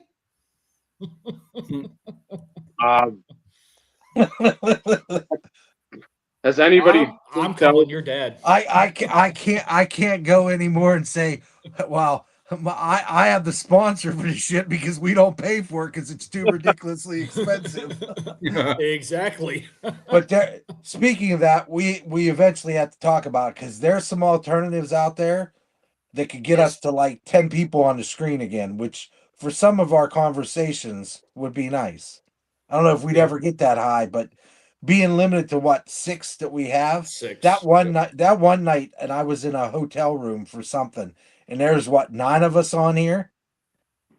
That was chaos, but man, that was 5 hours of freaking chaos that I enjoyed the shit out of. Yeah, we'll have to talk about it not in this tonight's after hours. I have an early start. Absolutely. I have an early. Yeah, I've got. Yeah, my first meeting of the morning is with the boss's boss. Yay! Oh joy! Well, I'd rather have that than what I'm doing tomorrow and Thursday and Friday. Got to bring more down to St. Louis Park, which is a suburb just west of Minneapolis, and for what is it? I've said it so many times. The eye surgery. I can't think of the macular degeneration. Macular degeneration, yeah. Because that's like the closest place that does that. Then her surgery, we've got to be there at 5:45 Thursday morning. She's got to have it at 7, but we'll get out of there probably by 8:30. I got to get back because then Naomi's got a game an hour north of Ely. Yuck. And then Friday night, International Falls, which is on the border of Canada. So, yep, fun. Oh, and for anybody who gives a shit, I'm going to dinner with Ryan on Thursday. Oh, cool. Yeah. So, is he for the Dallas show? Yeah, he'll be here for the Dallas show. He comes in. Yeah, he'll be there Thursday, Friday. Are you going to the Dallas show, Steve? No. You should. You should. No. Give the baseball collector a hug. No. I'll pass. He'll that's why we're going to dinner. Auto. You can take a picture. You guys I already have one. I only need one. And I already have Good one. night. Yes. Take it easy. Later. No, I have no. It's one of those in which he's there to do some business, do some shopping. I want him to be able to do that. And then I want us to be able to like hang out and actually catch up and sit down and just, shoot the shit. When I go to the show, I want to make sure I'm like, my kid has talked about wanting to go because of Pokemon. But I'm also trying to get my neighbor over here, John, to go. So he can experience a show and then make the determination if he wants to, have his kid really get involved in card collecting from a show perspective. Yeah. But I've always said, like, I have no interest in going by myself, even if I know people are going to be there. The problem is the show was big. Yeah, the show was big. But at least this way, like, I know Ryan can do his thing. And then when we meet up and go eat and have a few drinks, it's just downtime. It's actual, there is no being rushed. So, but yeah, I'm looking forward to that because I haven't seen him since, the National in 23. Mm-hmm. So, all right, Dave, wrap us up. I was gonna say one more thing. Anybody take a peek at Brad's list?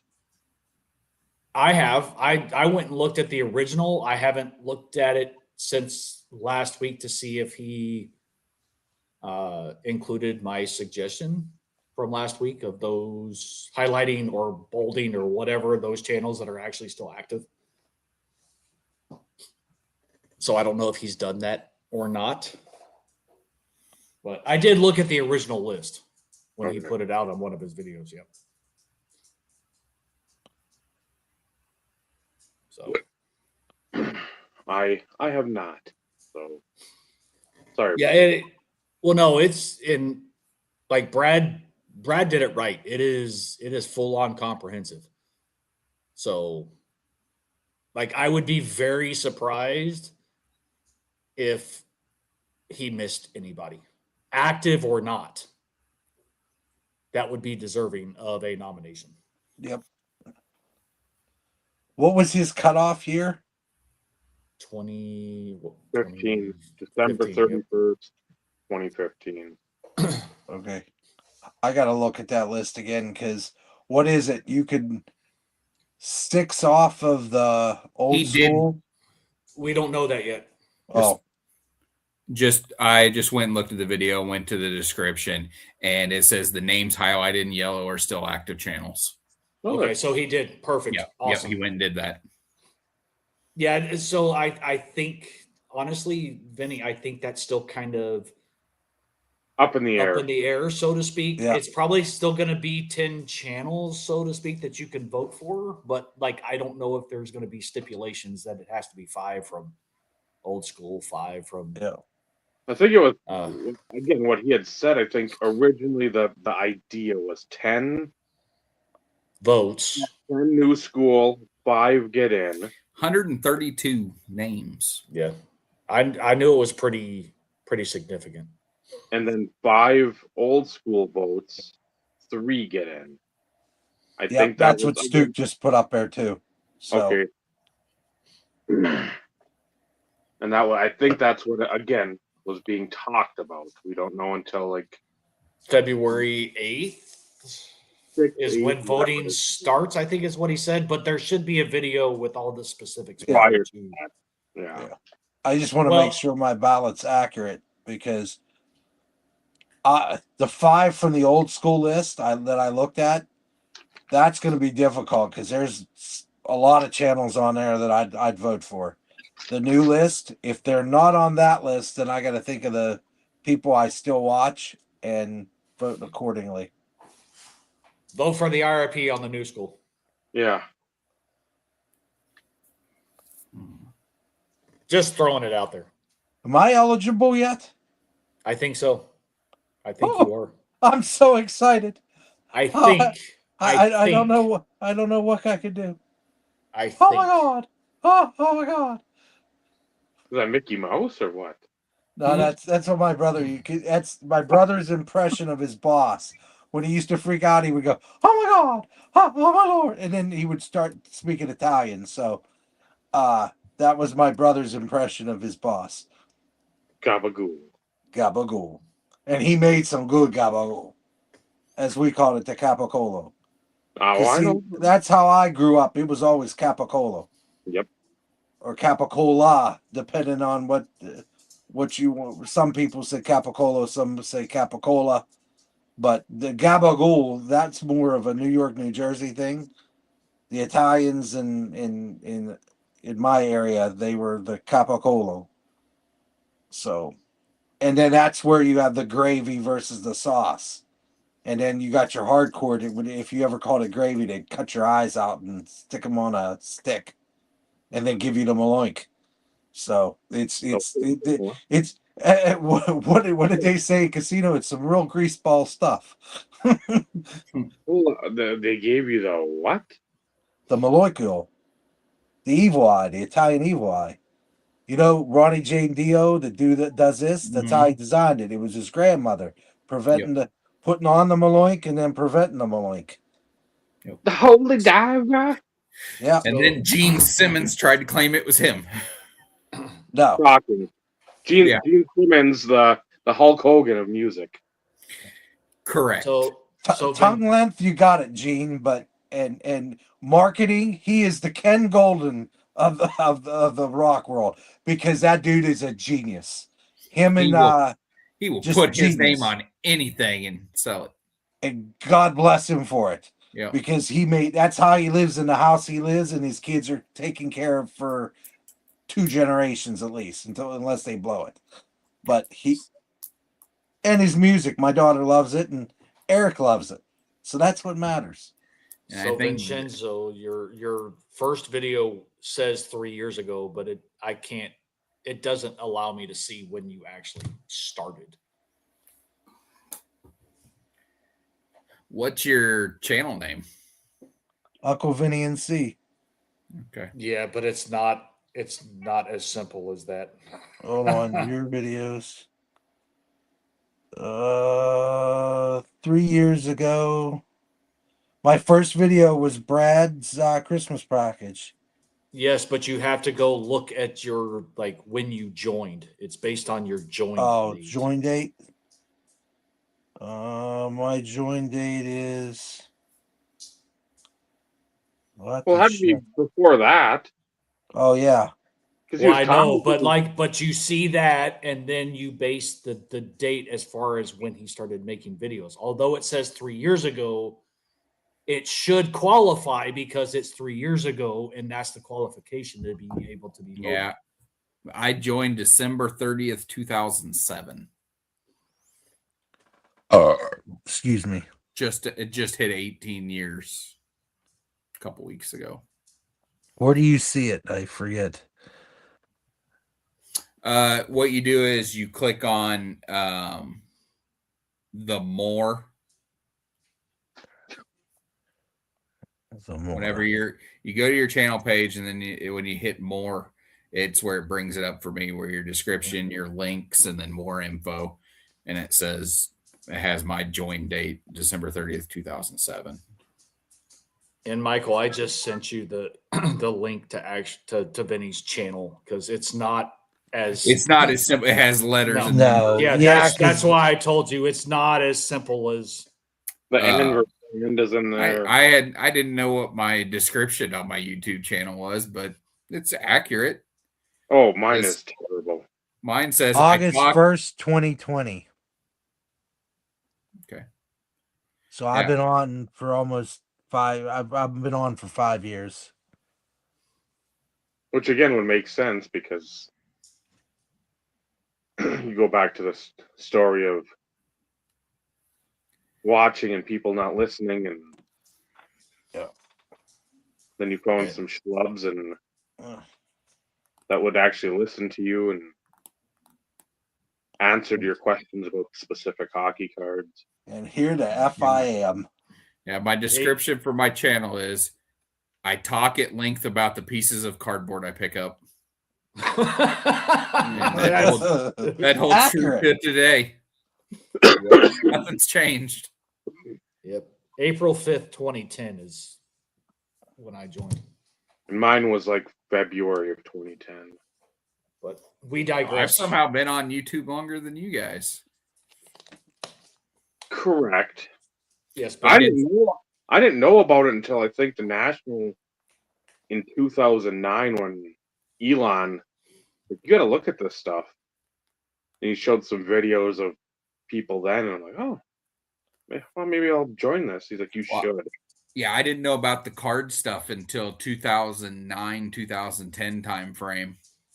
And that was actually, that's not true, because I started watching box breaks of 07 products. 2007 is when I first remember watching card videos, and that would have been Chris Hobby Box. AR Platinum was the first person I came across. I remember that. I remember him. I remember a unique voice. Oh, he's lottery ticket heaven now, or like scratchies. He's doing that. Is that what he does? Yep. Oh, he's huge. And he has a second channel with his wife. It's a plant channel. Okay. He's done well. And that was not one where you're like, oh man, that guy's going to go on and do like huge numbers. But it's like, you see some of the video, how many people he gets watching shit. It's like, wow, okay. Yep. I remember another guy who he did a lot of scratch off things. He was a Raiders fan. I'm blanking on the name, but he liked doing scratch tickets. It was like That was memory. Well, yeah, because the only like main Raiders guy that I remember was Ed Warhol, other than I am 140, but he was a 49er. He's a 49ers, Ryan, yeah. Yeah, but he also did Raiders. Yeah. On a small scale, considering.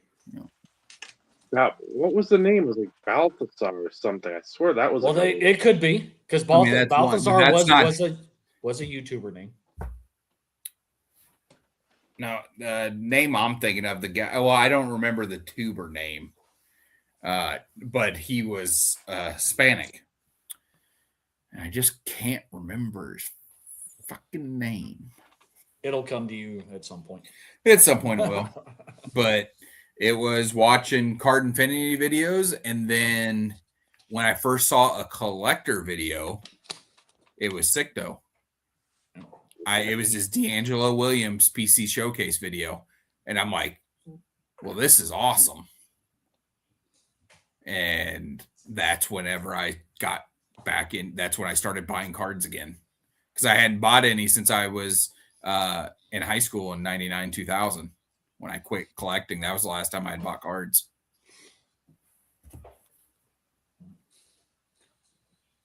We could continue to go down rabbit holes if we're not careful, since we always have a tendency to do this. Yes. Dave, again, wrap us up. Thanks for joining.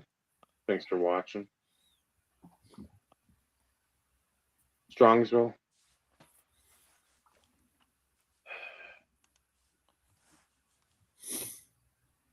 Let it die. Well, I'm very happy it did. Well, I was more referring to all the videos about it. Just let it go. It's in Ohio. Nobody fucking cares about Ohio. Sorry. No offense, Brad. Yeah. It's Ohio. Let's be serious. Come on. So again, thank you for commenting. It makes it a lot easier. We've said it many a times. Yeah, pour a 40 out for some malt liqueur. So until next week, Michael, Vincenzo, Steve, I'm Dave. It's been the IRP. Remember, collecting cards, it's a wonderful, wonderful hobby.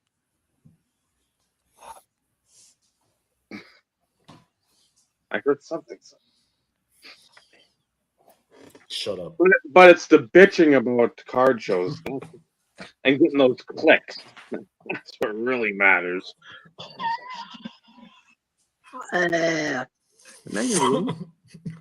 Good night, everybody.